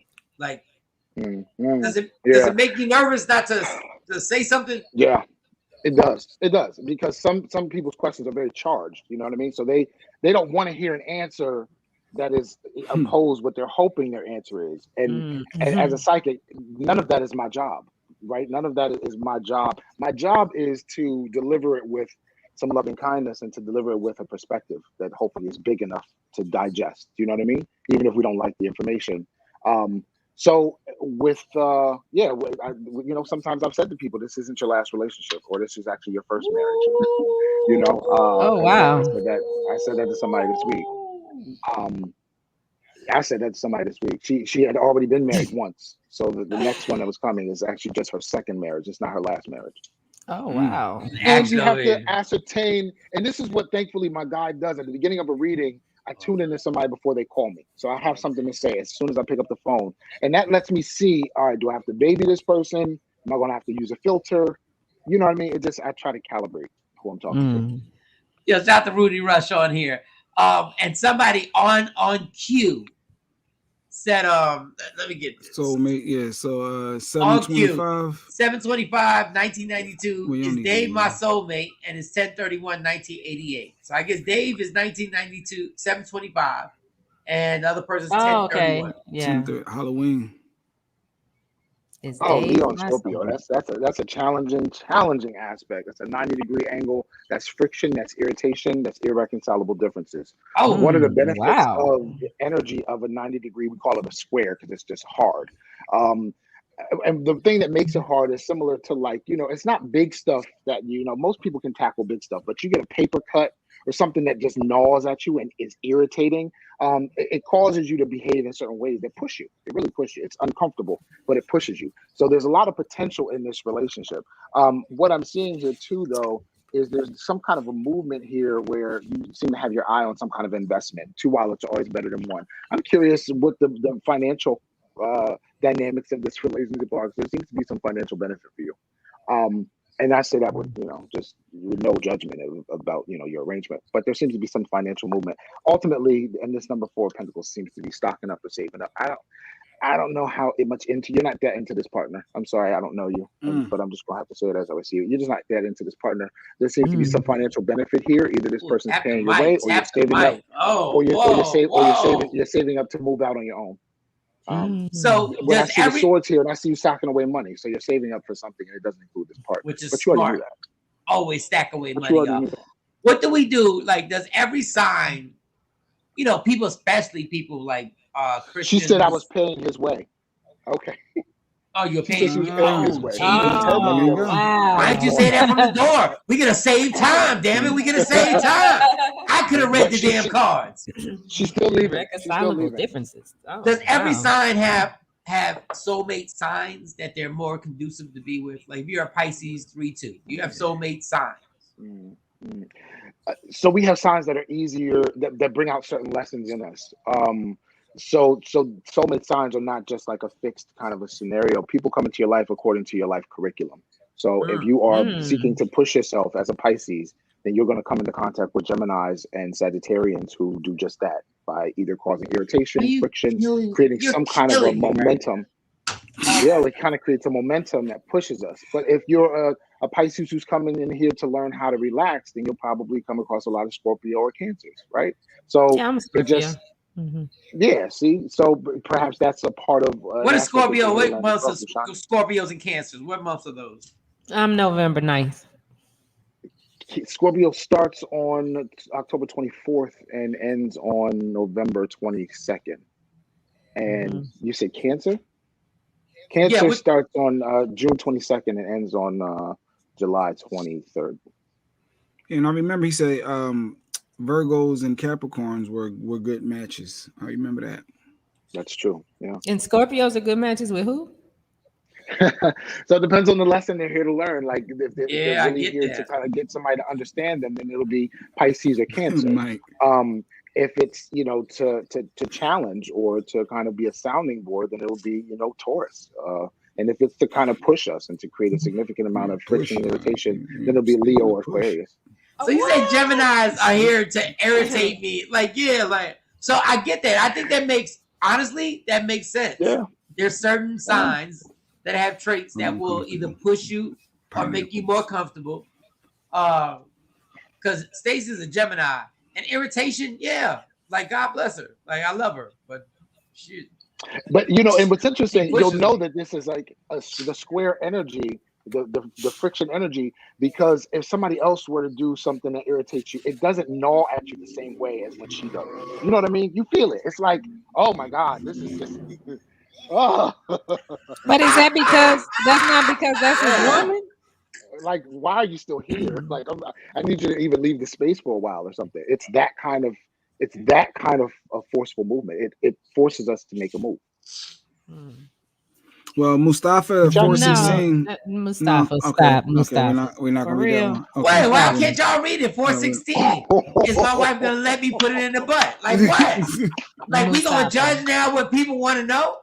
Okay. That's where this show's going now. That's what you really want to know, Mustafa. That we the judges now. And you got to ask Dex. Oh my gosh. Y'all can't have that conversation in the bedroom. That is so crazy. I don't think people understand the images we get as psychics when people ask. What image you get? Yeah, what image did you get? The same image you got, right? We all receive an image if we're getting a descriptive question. And so I guess when I'm like in a certain vibration, it's just stronger. So it's like 3D. Yeah, is your wife gonna ever let you put it in the butt? I don't see her saying no. It just sounds so funny of repeating the question too, right? I don't see her saying no. It's like no. This is where we're going to. Okay. All right, Rochelle _Bush 55 123. My lower back had me in bed for 4 days. I'm going to need surgery sooner than I think. What's the question? And she's asking, will she need surgery sooner than she thinks? Okay. Emma, sorry. You seem to be making a decision between March and April about surgery. Mm-hmm. You seem to be making a decision about March or April. For some reason, the cost seems to be a factor to you as well. That's interesting because if it's something that you need, but cost seems to be an issue for you. And also, this 10 of Wands is showing up. There seems to be some kind of issue with getting the procedure done. I think it keeps getting pushed back. There must be something happening with COVID, in our society. There's another wave coming. I didn't know that until just now, so I'm just kind of saying that. But I mean, I guess we've seen it on the news too. Yeah. So Jadella, I guess. No, I'm sorry. No, Smith Angel 1988. She's Virgo. What's blocking her Shirakas? Oh, okay. Give me a second. Shut up, boy. Oh, okay. Yeah. The first thing my guide is showing me is this lower chakra, right? I was just talking about this in my class the other day on transforming and healing the spirit. This lower chakra, which is our sexual chakra, it needs opened, my love. So we can create lots of different emotional waves. We can do certain practices, but orgasm is probably like the biggest one. It looks like there seems to be a blockage along this chakra. You also eat foods that are orange in color. Oranges, tangerines, orange foods like orange peppers, etc. And that on what? You said she needs to have an orgasm. Yeah, several. Oh, several. Yeah. The second chakra is right in front of the womb and right in front of the prostate for men, right? It's just right below our belly button. And that area is the seat of our creative potential. It holds, the fluids of life, to be honest. And if those things aren't moving, then the other chakras can't function either because we're starting to kind of. I don't understand it. Chakras are like doorways of energy where we just kind of receive energy from the universe. And they kind of, take care of certain things like our creativity, our ability to believe in ourselves, our ability to forgive other people. How do you stimulate the chakras? So my chakras all jacked up. Well, the second chakra can be stimulated by having orgasms, by That's why I've been so creative lately. Yeah, you would have, right? I ain't gonna lie, I've been killing like Jay been around like at the comedy show. Wait, whoa, time Jay out. been around at the comedy show. Okay, I'm about to throw a flag on the play. Hold on. What you got that towel over there for, Jay? You got a towel on. You got a towel on demand. What's going on? No, we got video. I've been like honestly, I was getting consistent orgasms at the home with my significant other. So and things were sparking a little bit. But now I'm in Texas, so I might just have to go to the massage spot because I can't lose my creativity. You can do it yourself. I mean, that's one of the we can affect that wave by ourselves, right? It just doesn't seem to work the same. My creativity ain't the same when it's just. It's not the same. But are you serious? Are you serious? Orgasms help you? Absolutely. I don't know if you guys know, like, in my other job, I'm a doctor of Chinese medicine. So I was just teaching about this in a class on Monday. It's the seed of our creative potential, right? It carries the seeds of life. Men, it's important for us to know men can have multiple orgasms, but orgasm is not the same as ejaculation. And so many men have that messed up. What? Also, the first orgasm for women is the beginning of sex. It's not the end of sex. I'm still confused. You just said something. Well, go ahead, Mike, because I don't want to act like I don't know, because I be knowing. No, go on, Jay. We want to hear what you got to say. Go, Jay. No, Mike, exit, Mike. Orgasm and ejaculation are not the same thing. They're not the same thing at all. What is the difference? What's the difference? For those who don't know. I don't know. Because Jay don't know. Jay want to know. And I want to know too. Because I don't know. None of the boxes know, but you. A lot of times men stumble into their sexuality just by accident, and they follow this wave, the wave that leads to an orgasm, and then ejaculation happens, and they consider that the major ejaculation that happens with the major orgasm is the same, and they're not the same thing. Men have contractions during sex, right? That's that wave of, do more of that. That's the flutter that goes up and down in the lower part of our stomach, which is the second chakra area, right? So you're feeling that wave, and that wave is smaller and smaller, and it gets bigger and bigger, right? But a man does not have to release his sperm at the same time that he follows that wave. It's just the final wave. So a man does not have to stop at the final wave, and a man can amplify those middle contraction or orgasms, so that can be the end of sex. They can come 9-10 times. A lot of my masturbation sessions, I'm having an orgasm about 6 or 7 times. And by the time I follow that final wave, I'm fully spent. And so this is really human anatomy. Also, it's important for us to understand that people in a coma can also still experience orgasm. So what? So orgasm is not the same as ejaculation. Wow. I will say this. Check out there's a good book on it. The Multi-Orgasmic Male by Manchak Chia. Really good book. You can order that on Amazon, because if I start coming 9 times, I'm killing these bitches. Listen to me right now. It's on Amazon.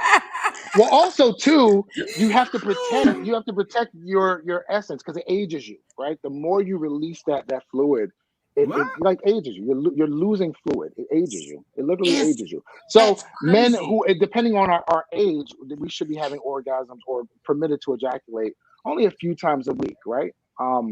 I think if you're in your 30s, it's like twice a day, which is cool.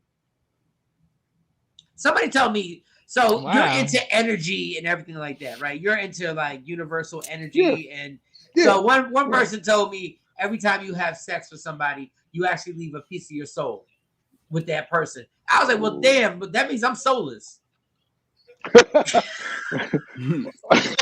I think your soul is so much bigger than even just your body. But I'll say, when people are saying that, I think what they mean, I mean, you're certainly leaving your DNA.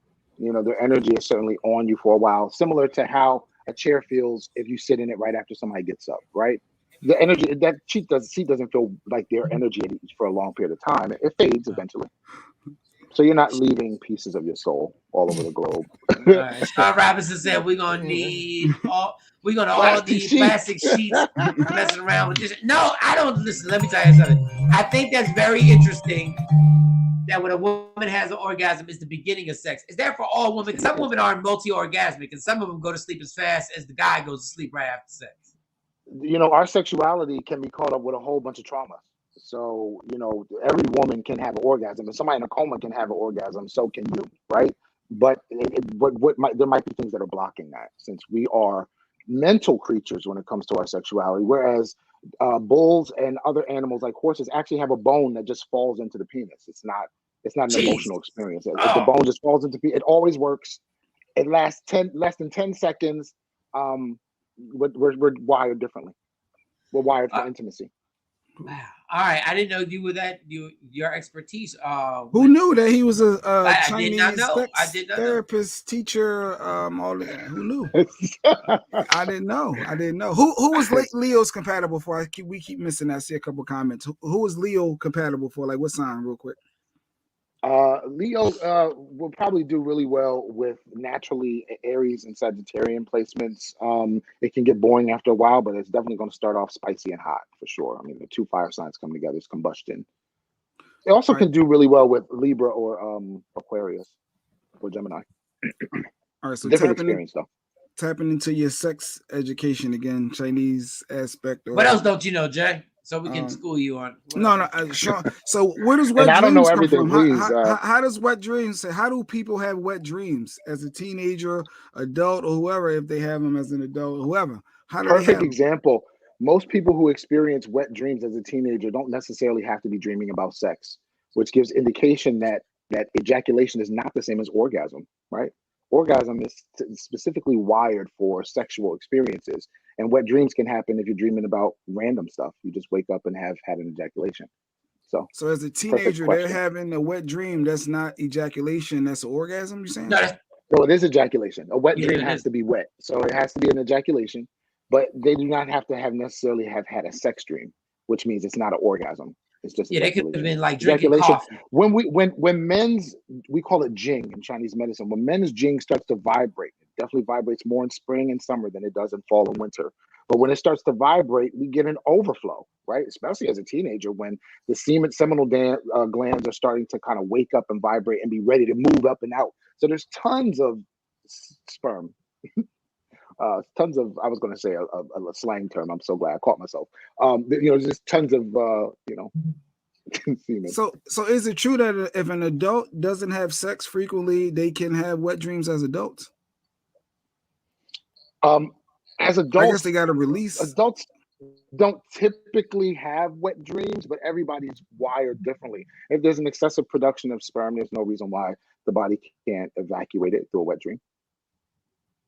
How can a woman? Yeah, you have a wet dreams at your age? Like, what's going on? Like, no, I'm Shawn question. Then I saw the IG question, and it made me start thinking. Ask deeper questions. I'm trying to educate myself, Mike. Don't hold me back. Right. What was somebody saying about squirt? How can a woman that has never squirt experience more? I just read something. It's weird. I just read something on this on what squirting really is, and the gland that it really comes from, and the myth that we have. But I guess, how can a woman that has never, I guess her man must have said something about seeing another woman squirt. But go ahead. Go ahead. You rock that, Dexter. Go ahead.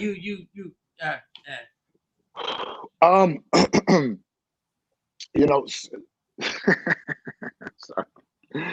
This conversation, I love this guy. I never know when our conversations are going to go. So I get it. I've never squirted before. How can a woman that has never squirted experience it more? Well, first thing she has to do is relax herself. In order for fluid to leave your body, you have to have a relaxation, right? Especially since the vagina doesn't have a pump like the penis does, right? The contractions are actually sperm moving up and into through the prostate, getting some, seminal fluid so it can have a protective coat in the vagina, which is treacherous for sperm. But anyway, long story short, you have to relax yourself. You have to relax yourself, because not every woman, can't hear you, Shawn. Oh, sorry, I ain't never did that. Because not every woman's a squirter. Like, some women can basically do it on demand, and I didn't know you could actually. I didn't know you could actually turn yourself into a squirter. Like, I didn't know you could just, because if that's the case, I mean, you're gonna go to do some experimenting. I didn't know there was a 5-step program, because Shawnee, like, Yes. Do you believe that you could? I don't know. Maybe you are a squirter. Are you? No, I'm not. I'm not. Okay. No. All right. But Shawn, Dexter is saying you have the potential to be. It looks messy. I've never been in the presence. I've been in the presence of many vaginas, but I've never been in the presence of one that, you know. Anyway, go ahead. It just looks. I don't know. I have a Virgo moon, so something about me, like after sex is done, I'm always thinking about the cleanup. I don't know. I always think about the cleanup. Right. I like messy sex. I just don't like cleaning up. But anyway, go ahead. Shawn Robinson, prostate related. Does the release ejaculations has any relation with the prostate? If you got if your prostate's going bad or something? No, I think The he's hell? asking about the prostate. So what the prostate does is it holds seminal fluid. So our sperm is stored in our balls, but the seminal fluid is stored in our prostate. So when the sperm is about to leave the shaft, right? Pre-cum is actually seminal fluid coming from your prostate, which cleans the shaft and kills off the acidity from our urine, because we have urine that kicks it in our urethra, right? So it clears that out. So if you're having pre-cum, it's actually a good thing. It indicates that your body is ready to fertilize an egg, right? It's clearing the path, so your sperm can survive. Sperm are very, very sensitive. So they come through the prostate, which gets seminal fluid, which is that milky substance that you see coming out during an ejaculation. And then it's, pushed out from the contractions in this lower abdomen area. So as far as the prostate is concerned in the release of ejaculation during ejaculation, it does have a relation. It just gives the fluid. It just gives the fluid to you. And I don't know if you can answer this, but as a kid, you said pre-cum. Was that a myth that they say pre-cum can get you pregnant? Is that true? No, it's not. It'll have some sperm in it. Pre-cum can get you pregnant because it has everything it needs. Not only does the sperm have a protein coat which protects it, but also the seminal fluid has the right nutrients to make it through the vagina. The vagina is ultimately trying to kill anything that comes in it. So that's number one. It's self-cleaning like an oven, right? It cleans itself, it restores itself, it exfoliates itself. It really doesn't need any help, right? Maybe a little bit of soap and water. That's it. So when sperm come in, it's an intruder. Right? If we've ever seen what's his name? Indiana Jones and the Temple of Doom, he's running from the boulder. That's the vagina, especially after an egg is fertilized. The vagina sends a flood of acidity to kill the other sperm that are in there. And they're running, trying to get out. You know what I mean? One sperm fertilizes the egg, the vagina becomes a death trap. Oh, does it? They don't get out. Michael Shawn. All right, y'all. If y'all got a birthday, y'all can get y'all. Oh yeah, I forgot he's a psychic. He's a medium. He's a psychic tarot card reader. Like he does all these things. We done got off on a tangent on pre-cum and squirting. Jay's been asking this question. I swear, I don't know how long I've known him now. He's this fascination with this pre-cum, like it can get you pregnant. I always thought it was a myth. They just parents. How is it a myth? Teachers used to say that to get you scared. Question. Yeah, I didn't know. 3 kids later, teachers used to say that just to get you scared. That's all it was. It wasn't really true. Do you see 826? 826. Do you see me juggling 2 jobs or 1? Keeping 1. Like, what do you see? I ain't know where you was going with this. I said, you gonna say this in front of the wife? You see me juggling? Why you see me juggling? What? Through next October, but much of that is because you don't tend to rely on faith only. You like to have something you're actively doing. So yeah. Through October, there seems to be a bit of juggling, but a lot of that is because you want to see something show up a little bit more before you kind of relinquish something, step back from something. 416 underscore interiors. Yes, a replay will be posted. Go to Media Room 360. Where else can they see it? YouTube. And I'm going to repost some. I'm going to repost some of these. This was a great segment. I'm going to repost that segment on my Instagram live because these were just some really great questions.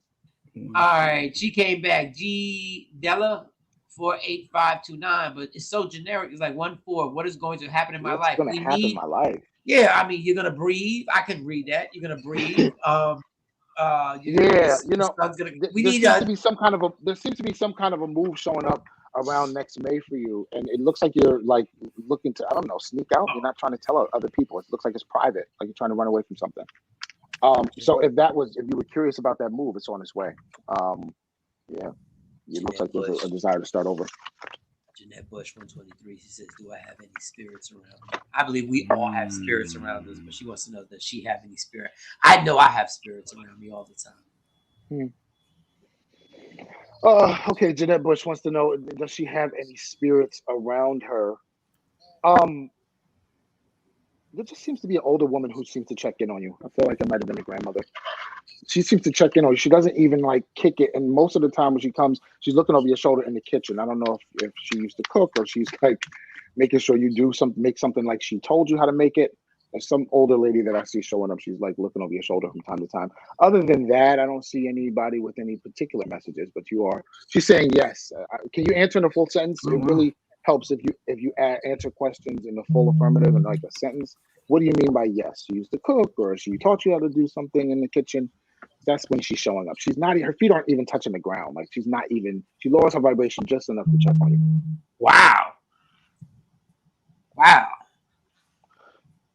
Can I answer a question on Instagram really quick? Yeah, go ahead. Go knock it out because I'm reading some. Go ahead. Smith Angel 1988. Dexter, are you working on doing live shows soon? Yeah, I do a live on Tuesdays on Facebook. I was just live on Tuesday on Facebook, and I do lives here on Thursday mornings at 8:30 in the morning. So this is a live. So this is a live right now. If you have a question, drop it. All right, what is it? Hey, what's going on, Sophie? I never pay attention to our private chat because somebody explained. Yeah. No, you got to read it. You got to read it. After separately. Okay. Jacqueline. So Jeanette said yes. Our grandmother, grandmama, is probably who you're referring to. Okay, I got it. So Jacqueline, got you. Jacqueline says 624 Cancer. Oh, my mind. I've been foggy lately. I guess that's not a. You got to stop drinking. What?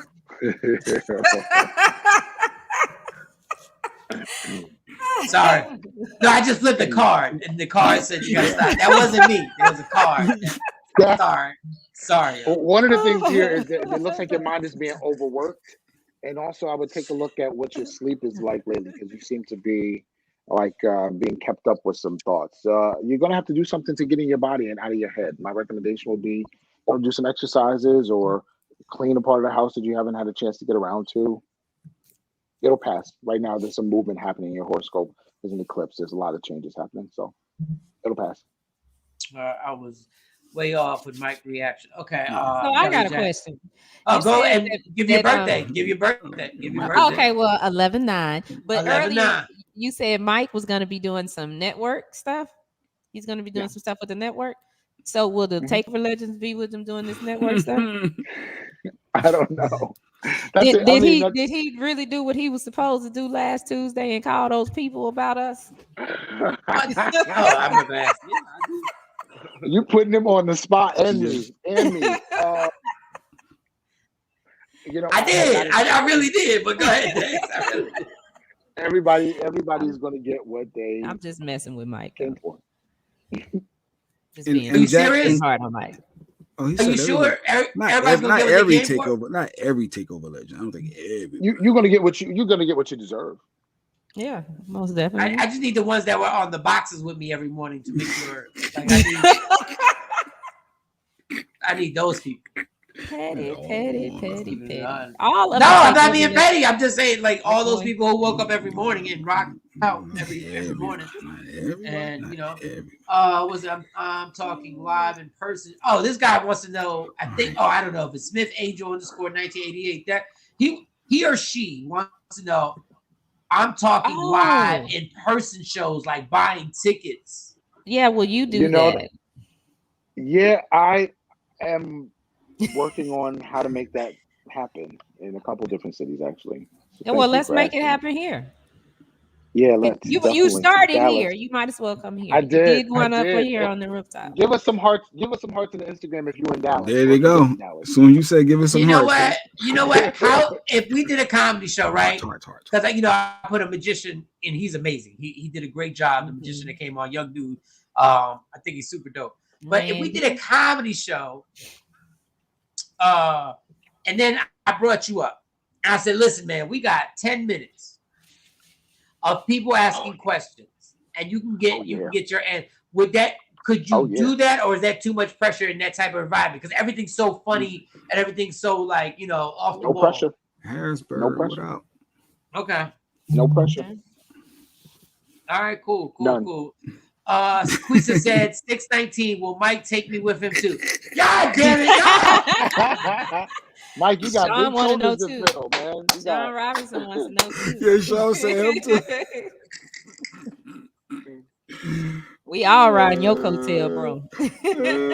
No, we got a whole show. So I would take all those people, like when I said every morning, all those people who came once a week, who got up and put their faces on that square weekly and took time out there. Because I think everybody, Dexter, we not leaving Dexter out there. Like he took time out his schedule every week to come on here. And those are the people that, you know, I'm overly loyal to people, but those are the people, yeah. I want to take this entire show somewhere. Like this the entire thing. But you know, if you wasn't all right, That's all right. funny. Now I'm gonna be petty. Yeah, no, I'm not gonna be petty. I'm not. All right, give us another question, y'all.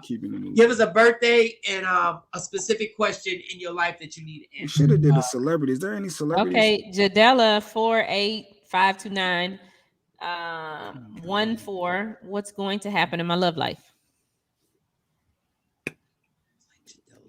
the January 4th. What's her birthday? January 4th. Yeah, 14. 14. Give me a second. Oh, okay. Yeah, I'm seeing something showing up in February for you. You seem to be coming close with an individual, but there's something happening here. This person pulls away from you. So, you know, I think as we move into something casual, it's important for us to have honesty. There's a solar eclipse happening in Sagittarius this week, and it's really important because it's going to create a wave of movement for all of us over the next 3 months. So between December until March, we're going to be moving in a direction that's asking us to be honest with other people, honest with ourselves. We're going to be challenged to ask ourselves the tough questions and give honest answers. This is the life theme of Sagittarius. So we're all being visited by this in different areas of our lives, but just take a look at areas where you're being asked to be honest, right? And so I think that's what happens here. You're going to have to be honest about what the scenario is, because when it shows up, it's very casual. And yet I see you reaching out for this person as they pull away, but I think you're misinterpreting something. So be honest with your love life as we get closer to February. All right, you got Emerald 81. She says, my question is, my career seems to interfere with my love life. Lack of. Well, what's the question? Oh, is my career? Wait a minute, girl. It's tough when you a stripper. All right, she's not a stripper. Oh Lord, wait a minute. Will I have one of these? Oh, will she have a love life, or is her career superseding that? Okay. You've chosen your career. It's changing now. The fact that you've been asking this question, I don't even know your birthday, but Venus is moving through Capricorn. So we're all going to be asked about our priorities, right? In terms of our career. I said that at the beginning of the show. Okay. Yeah, I said at the beginning of the show, we're going to be asked about our priorities as far as our career is concerned. I do think that you enjoy your career, or at least some of the benefits of it. Where you have 8-1 indicates that Capricorn is the area of your horoscope associated with work and employment. But I think too that you're noticing something is missing. So I think you're going to see your priorities shifting after March and through April. Also, too, it looks like you seem to be so focused on saving and doing things for the future, you're missing out on the present moment. So it's time for a wake up call. Somebody's coming for you. Yeah, let me in the club. Hey, Dexter, I got one. 121, January 21st. She just started with a commercial agency. How's that gonna look? So, this person just started with a commercial agency that's supposed to book her with auditions and stuff like that. January 21st. There's a series of 5 different movements that happen next year through this agency. 3 of them seem to be what's the word I want to say? And I say negative because it looks like some kind of a turn down, like she's not chosen. Right. And the other 2, which seem to come later, are quite prosperous. And this is January 21st, which is Aquarius. Right now, there's a movement happening in the area of contractual arrangements that's going to make it a little bit harder, which means that you just end up working harder. As long as you take the feedback that you get, because you're going to be getting plenty of feedback, the feedback is actually a beneficial way to help you get what you want. But these first 3 movements don't really show much, to be honest. Gotcha. Okay. I got another one. So birthday is January 5th. They asked will they get through their birthday blues. I'm not even sure what all that means, but birthday blues, January 5th. Birthday blues. Yeah, this is Capricorn. You know, one of the things you have to ask yourself when your birthday comes around is, what do I enjoy doing? Right? Every year, that might change. So you ask yourself what it is you enjoy doing, what brings you joy. Make sure you're doing that. Make sure your birthday finds you doing that, and see what shows up. You know what I feel that's hard about birthdays is that people make you do things on your birthday because of society. You're supposed to do certain things. Like you said, you're really supposed to do things that make you happy on your birthday. And if going to a club and going to a bar doesn't make you happy, or going to wherever your friends decide, it doesn't like Dexter. Let me tell you something. You said something so poignant right now. You know why Christmas makes me struggle? It's not because I'm bah humbug or whatever. It's because I'm forced to do Christmas the way everybody has told me I have to do Christmas. And it irritates me. Like, it just irritates me that we do this. I love being around my family for Christmas. I just get bored doing the same thing. I've been doing this for over 40 years. We do the same shit. We sit around. We chit chat. We open gifts. The gifts take about 10 minutes. I don't care how much money you spend. Them kids run through them gifts in about 10, 15 minutes. They find a gift they like. They put the clothes to the side. And the day is over.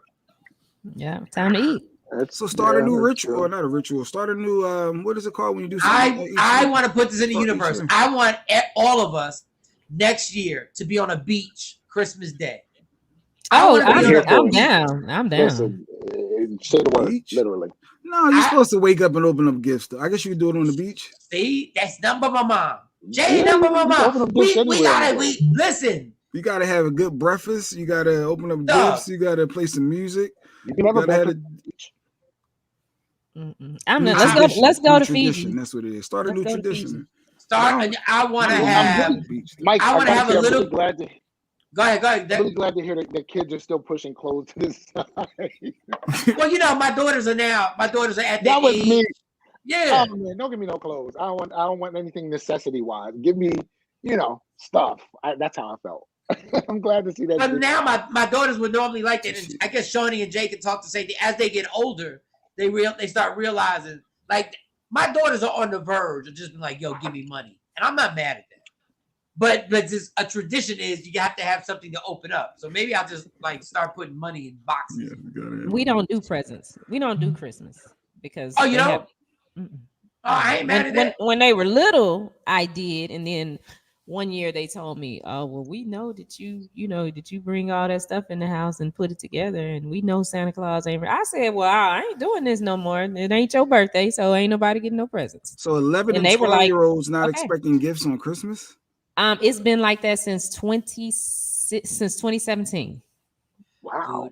2017, yeah. They told me.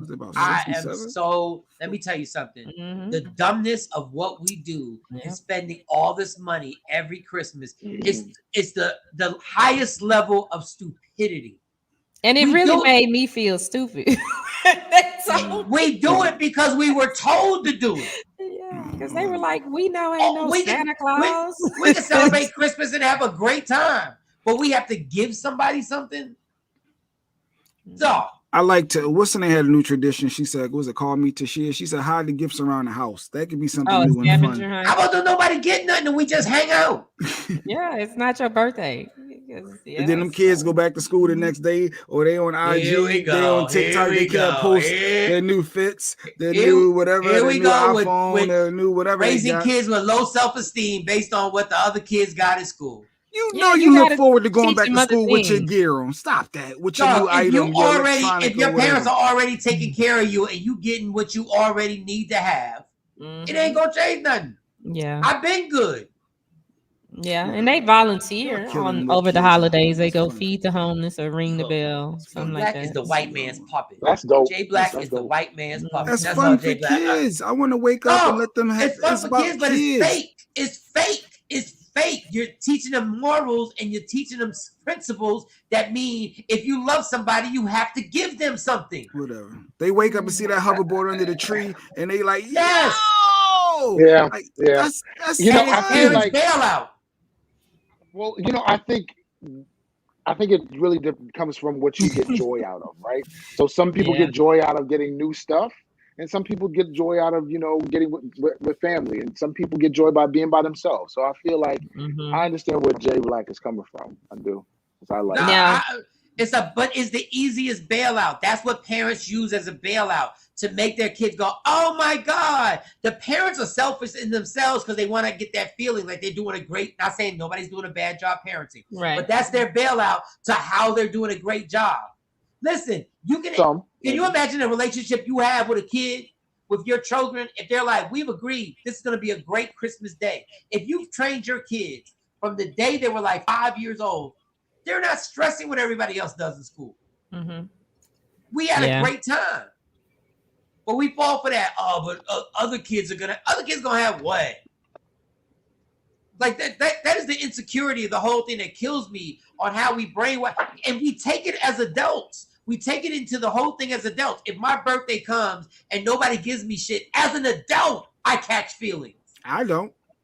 And I like going for kids for Christmas, but I don't catch feelings for my birthday. Like for me personally, what I'm saying is the majority of adults do. Don't acknowledge your wife's birthday, Jay.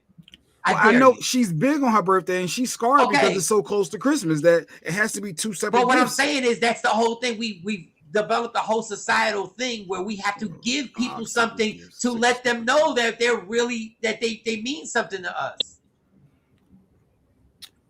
I hear Miss your mom's birthday and see what happens. I hear you. Go ahead. I dare you. I dare you not to give your mom something. And your mom knows for a fact. My mom knows for a fact I love her. And I'm not saying she's demanding a present, but let me not address it and see what happens. Gotta go to class. Squeezy says she gotta go. Bye, Squeezy. All right, anybody? I also have to. Dex has to go. Have to run you guys.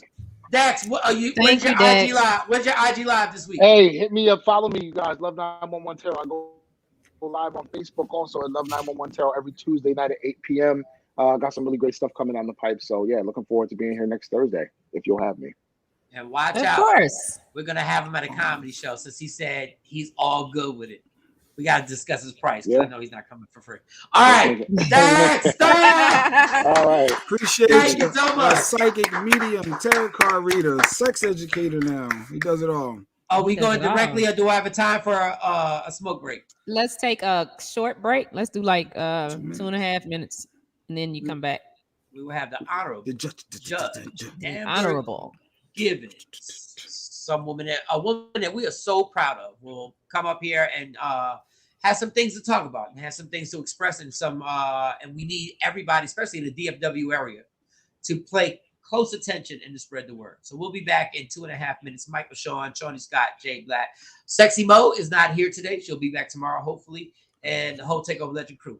Yeah, y'all. What up, y'all? It's Michael Shawn from Michael Shawn and the Takeover Legends. And just in case you missed the show, check this out. Walmart or Target? Walmart or Target? Target, man. Like, did you even have to ask that, Jay Black? I got money now. I got a hit song or two. You know what I'm saying? You sing this why I love you. Like, what? I love you. Imagine me just being in Walmart. I mean, I'll go sometime, but you know what I mean? Target. All right, last one. Oh, somebody wanted to know about prenups. We'll come back to that. Last one. Nasty sex or making love? You only get to choose one. Both of them. No. That ain't fair. Both of them. Tell them it depends on the time of the day. It does. It does. But I just saw a video that went viral of somebody they reenacting on Viola Davis's page, reenacting TV love scenes and how it's just dramatic and no love is being made. It's just and ain't nothing happening. Ain't nothing happening unless you a pastor. Right. I'm gonna get you saved, Mike. Mike, you gonna get saved. Major hope motivation. Ladies and gentlemen, don't you dare complain ever that we don't bring people to this forum that can entertain you, that can school you, and do everything. Major hope motivations, right? Yes. Yes, I'm proud of you, man. I believe in you. You is kind, you is smart, you is important. Man, I'm rocking with this team. Let's do it. Thank you, Major. Thank you so much. Yo, I love y'all. Y'all meet me on social media. Now that's Major, and I'll talk with y'all later. Peace, man. Absolutely. Search Media Room 360 on all streaming platforms. Michael, Shawn, and the Takeover Legends. Yay!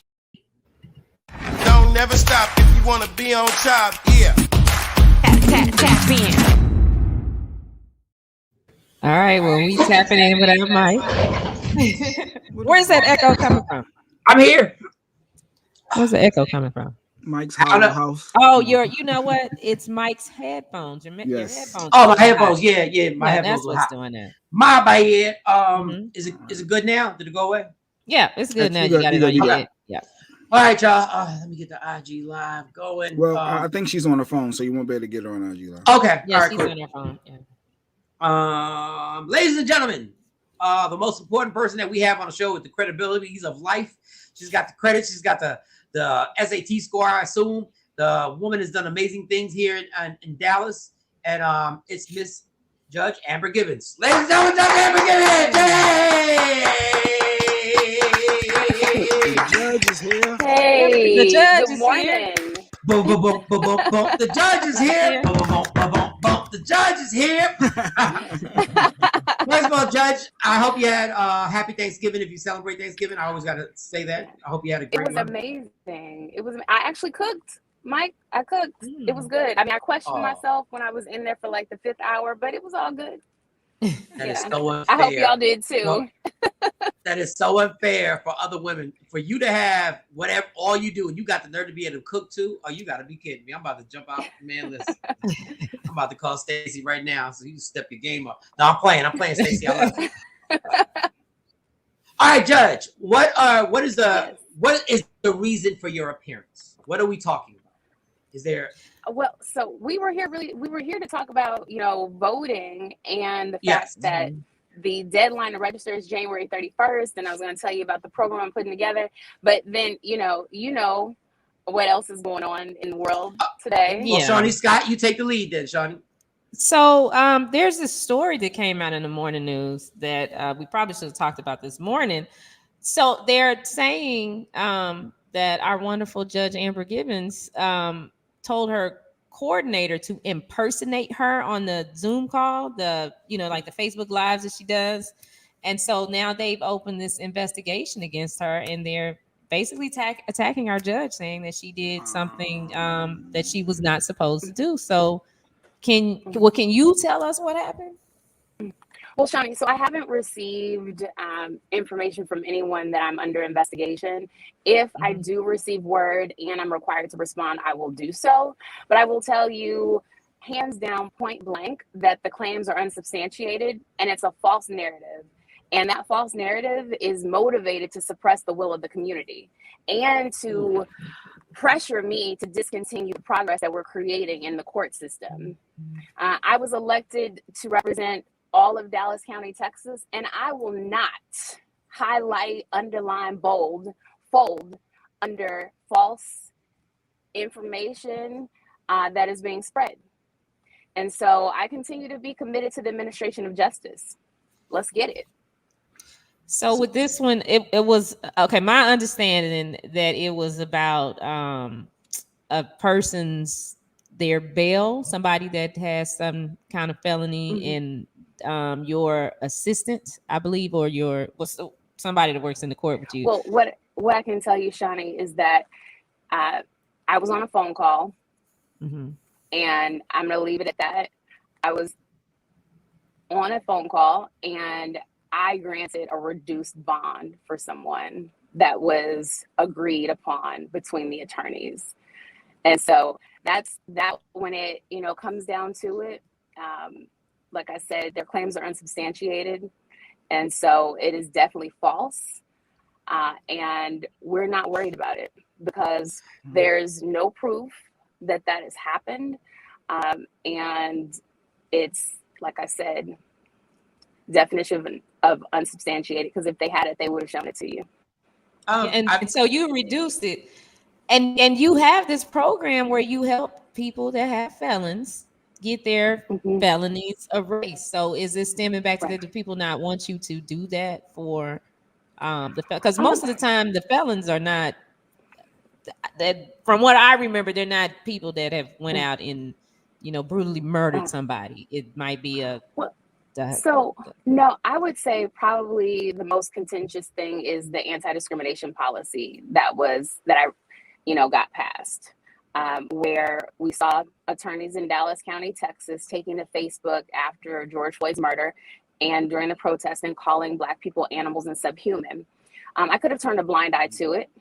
And I could have simply unfriended them or made a comment. However, the appropriate thing to do per the judicial canons and code of conduct was to take definite action and swift action. And that action meant that, it's not fair to individuals who can't afford counsel to have people who don't believe they're even people. So what constitutional rights could you protect? Now it hits people in their pockets, right? And most times when we see these things, evolve on Twitter, an employee says something that isn't in line with their company's, purpose and goals, and the employee gets fired, right? You hit them in the pocket. And so that's what this anti-discrimination policy does for attorneys who are out here spewing hate speech. And so it's not a popular thing. It's all politics. So, and they're not representing the client that is coming from an underserved community or whatnot that doesn't have the money to afford an attorney. So really it's almost like, and I'm saying this before people go crazy. So it's like a retaliation against you because you spoke up and you said something about it and change was made.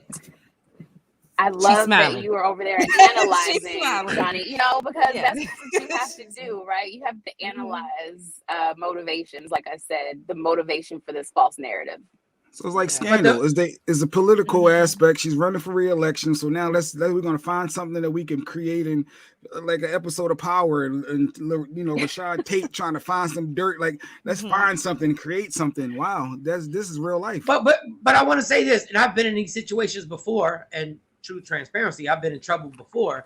Reducing somebody's bond is not something that's irregular. Like that's something that's like I know I've been in situations where my bond was reduced based on certain circumstances, and there was nothing was made a big deal of it.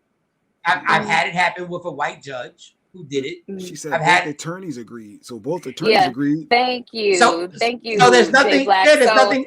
It was right. It was an agreement that they came to me with, and I just granted it. So this is how the person found it out the next day. So they've used this angle. Well, okay, allegedly, I don't know what words to properly use right now.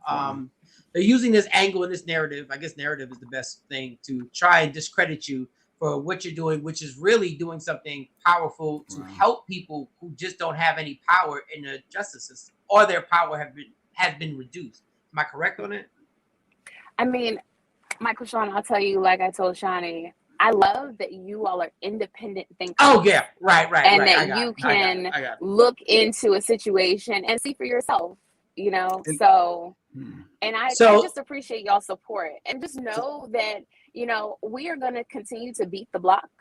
If you would like to volunteer for my campaign, I would love to have you. I'm on Instagram at Judge Amber Gibbons. We're going to be block walking this Saturday. Okay. So if you want to join, even if it's just to call people on my behalf, if it's to block walk for me, if it's to help me fundraise, because the article mentioned I'm in a re-election. I mean, that wasn't, by happenstance, and that the filing deadline is December 13th.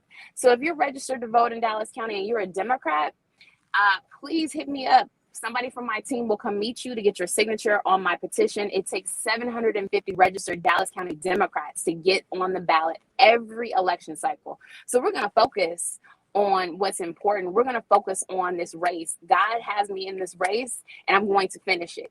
And so I just really appreciate your support. We're going to still be doing the voter information event in January. And I would really encourage everybody that has a senior in high school, if they are 17 years and 10 months, register them to vote. That's what the law says. Okay. We have to start our babies off early. And it has to be personal to them. And it has to be personal to them because we've seen what's been happening in the legislature in Texas. If your vote didn't matter, why would they try to strip you of it? If your vote didn't matter, why would early voting hours be a problem for people? Don't we want as many people as possible to have access to the polling locations? So we have to start early with our young kids. And so I implore you, you know, if you have a senior, get them registered to vote if they're 17 years and 10 months, because they can vote in the next election. And so the voting registration deadline for the February, and well, I guess it's really early voting starts February 14th, right? And then it ends February 27th. Okay. Mm-hmm.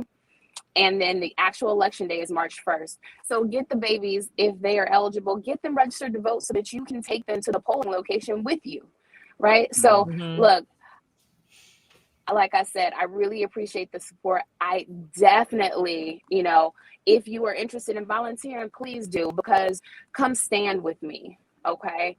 And continue to forge the way for change in the criminal justice system that is far long overdue.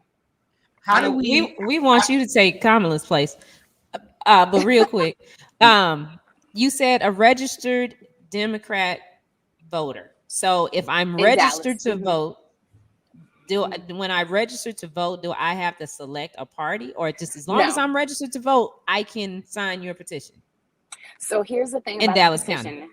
Right. At the top, it says if you are going to vote in another party's primary, you can't sign my petition.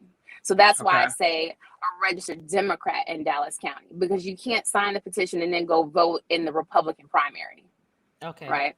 So, yeah, it would bar you if you're a Republican in Dallas. If you sign my petition, by law, you're not supposed to then go vote in the Republican primary. So that's why I target it's literally registered Democrats in Dallas County. For those watching, if we want to be a part of everything, Judge, if we want to walk the block with you, also registered to vote, we want to donate to your campaign, where do we go to get the information so we can take part in it? So it's www.amber, A-M-B-E-R, Givens, G-I-V like Victor, E-N-S.com. So www.ambergivens.com. My phone number is 214-771-8985. You can text and call that number. So 214-771-8985. I've seen at least one person say that they're going to sign a petition. Hit me up on my phone or send me a DM. I will get somebody to you. I really appreciate you all support. And quick question. I'm sorry if this sounds naive. No, you're okay. With the petitions, why are the petitions so important to get that many names? Can you explain why they're so important? Yes. So by law, in order to get on the ballot, so to have your name on the ballot, when you walk into that polling location and you see your ballot and you got all those names, people had to apply to get on the ballot, right? And so for my purposes, the state requires that I have 750 Dallas County Democrats that are registered to vote to sign in order just to get my name on the ballot. So that's why it's so important. Yeah. And so we've been doing this for, gosh, it seems like forever now, but you know, I don't sleep on it. I continue to get signatures. And so, because I believe even if you don't have an opponent, you have to work for the people all the time. So, you know, this is my third election. I've been serving Dallas County for 7 years, and I take this very seriously. You know, I'm in this position because God put me here. This wasn't something that I dreamt up, right? God put all the pieces together. And so that's why I just walk in faith every day. And so that's why I'm here and committed and looking forward to meeting people and, you know, in the streets. Go ahead. If you see us at the door, open the door. We're going to have masks on. We'll socially distance. So. And it's amazing about you is that it's not just like propaganda. I've seen you when you talk to people, every person that comes up to you, which I think is amazing because you have the patience of God. Because every person that comes up to you, you have an in-depth conversation with. You get to know the person before they even sign their name on the petition. And I admire you for that. Because I've been at functions where you've been out there and it's been one person at a time, having a conversation, answering tons of questions, and then obviously getting the name on the petition. Please, y'all, if you see this woman out there, just experience it for yourself. Experience it for yourself. Yes. Don't listen to me. Just experience the whole thing. Now, my last question, and I know Shawnee has another one. I have a comedy show at the Addison Improv. Okay. Addison isn't part of Dallas County, correct? Addison is Dallas County. Mm-hmm. Mm-hmm. Okay, so if I can do my part, we have the comedy show December 8th. Next Thursday. Mm-hmm. And if there's a way we can have one of your people, or if we have you, that'd be wonderful. I will be there. Well, bring the petition too. Bring the petition too. I'm gonna bring several clipboards. Mm-hmm. Yeah. I will be there. I'm there. Michael Shawn, send me the time and everything. I will send you the time. I will send you everything. Mm-hmm. And if you want to speak that night, please let me know. I don't want to put any pressure on you. I'm down. You would like to share. She ain't got to ask. I am not shy. So yes, I appreciate the opportunity. I'm telling you, I'm so grateful. Like, this is a season that reminds you, even if the rest of the year you didn't realize it, of how good God is, right? And how much you have to be grateful for. I am always looking through a lens of, God really has brought me a mighty long way, right? Every single step. Even when, sometimes, you got to operate by faith sometimes. So you just got to walk forward. And so I'm just so grateful. I hope I've expressed that enough today, but I am, because it means a lot to me, the opportunity to speak to people and to share, my platform and my purpose, because that's what it is for me. It's about purpose, because you don't do this for the money. This is for the purpose for me. This is because I've been a family member. I've been the prosecutor. I've been the defense attorney. And there's so much work to be done in the criminal justice system. God, there is. You're one of the judge, and I've been blessed to know people like Shawnee, you, Sexy Mo, where you ladies are the type of ladies that I really wish my daughters could be around more, because you got the relatability that you have, and to be able to be like, I have these responsible women who are strong and powerful, but still do a TikTok video. And you know what I'm saying? And my girls, and I love my daughters seeing people like that, because we always feel so detached that there's no way I could have a relationship with a judge. Like 10 years ago, if you asked me that I could actually reach out to a judge, I would have giggled. And that's interesting. You never said a black female judge. Like, you never highlighted that part of it, Mike. That's interesting to me. Just a judge. I'm telling you, the aura that she brought in when I worked at K104, when she walked into a studio, was just different. And when they said, and I'm going to repeat the story, when they said we're going to interview a judge, I was like, you got to be kidding me. For what? I was like, for what? Why? Yeah, why? What? And then she started speaking, and I was like, God, sometimes your view on something can be so ignorant, but it's because you've had experiences with certain judges in your life. So you've locked everybody in. So people, we have ourselves an opportunity to support Judge Amber Gibbons. Yes. If you want to get down with the campaign, www.ambergibbons.com, and you can get on there and do your part any way you see fit to. Also, the number 214-771-8985. And I think she's married. Don't be texting for nothing other than trying to get down with the campaign. I think she has somebody. Don't do that, y'all. Don't do that. I think. Even if she was single, don't be me from 10 years ago. Don't be me. Don't do that. Don't do that. And hopefully, I'm gonna put it in universe. She'll be at the Addison Improv December 8th. So you'll get your chance to sign a petition and get your chance to actually meet her and figure things out for yourself and have the conversation. And maybe we can get her to talk on that microphone and spread this positive word that we got going on. Judge, I know you're totally busy, and we thank you so much. Anything else you want to say? No, thank you all. No, just, I can't wait to see everybody on December 8th, after I drop the mic. So, they're gonna have to go back and rewrite this story in the Dallas Morning News. They're gonna have to recant these statements. And research, I'm going to go Google the Dallas Morning News, and I'm going to Google that just to see what reporter put this out there. Yeah. But okay. Judge, thank you have a wonderful day today. You have a wonderful day. Thanks for sharing time. Thanks for stopping by. Thank you so much. Of course. Bye, y'all. We'll see you soon. We'll see you soon. All right. Well, we did. Yeah, we got to support our people. Yeah, we got to support Judge Gibbons. She's really a good person. Crazy. That scandal is real life. Yeah, I feel like the Rashad Tate that really happens, huh? They try to come up with some stuff. Makeup stuff. Yeah. Wow. Because usually nobody runs against her. So I'm curious, is somebody running against her and they gotta be. They just don't want her in there. And I didn't want to ask her this because I know she has to be very careful on what she says because it'll be misinterpreted. But Dallas County is one of the only counties that I've ever seen in my life. And unfortunately, I've had some run-ins with the law. And I've never seen so many African-American judges ever in a county.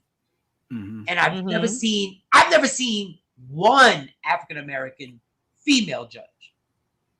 Not to mention multiple female judges in Dallas County. That's good. I've never seen it. And I've worked with other African-American men who are judges. So my personal opinion, I think when they see stuff like this, they're like, wait a minute. They have representation in the court system now. But it's supposed to look like the community. It's supposed to be balanced. It never does. It never. Yeah. But I think that there's a lot of pressure right now. So all right. Yeah, and Judge the fact that she listens, she gives the people a chance. She doesn't treat the people that come into her court like criminals. She treats them like people. Yeah, and the problem, and the other problem is the sidebar problem is that how many people get away with stuff in court because they have connections in the courtroom and their sentences get lowered. We've never had anybody. We've never had that connection. You're not saying that's what she do because she listens to the advice of those judges.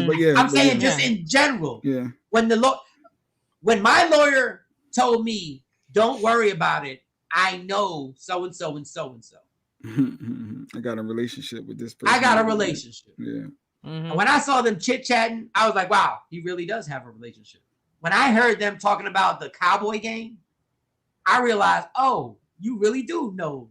Yeah, they know. We put Mike back on retrial, y'all. We're gonna put him back in. They were like, no, they did what they did. They gave me my penalty. Yeah. But if I didn't have that lawyer who happened to have a relationship, that good rapport and relationship, it would have been worse. It would have been worse. Anyway, Judge Amber Gibbons, once again, www.ambergibbons.com.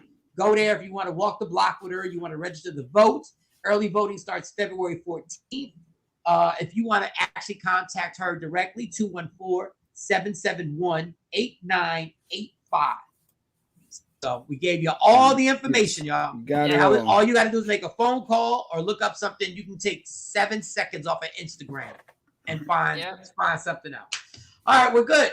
I think we're good, guys. I got to get my car. Yes, I got to be in therapy in 3 minutes. I got to be in physical therapy in 3 minutes. Love me for Yes. Love me for who I am, not who you want me to be, because I can never be that and understand there's only one thing in life that's guaranteed. It will end. Enjoy every minute, every second. You fight for everything, parking spaces and all that other good stuff. Fight for your happiness and never let nobody take it from you. Michael, Shawn, Jay Black, Shawnee Scott. I don't know why Jay Black waits so long. I think he just wanted to see the judge. I think he just wants to see I think he should have been gone. Yeah, he should have been gone. I was gonna say I think he got a crap. I'm not trying to get him stabbed at the house. All right, y'all. Michael Shawn and Takeover Legends. Yeah. Michael Shawn and the Takeover Legends, where the truth hurts, but also makes you laugh. Baby, tap in.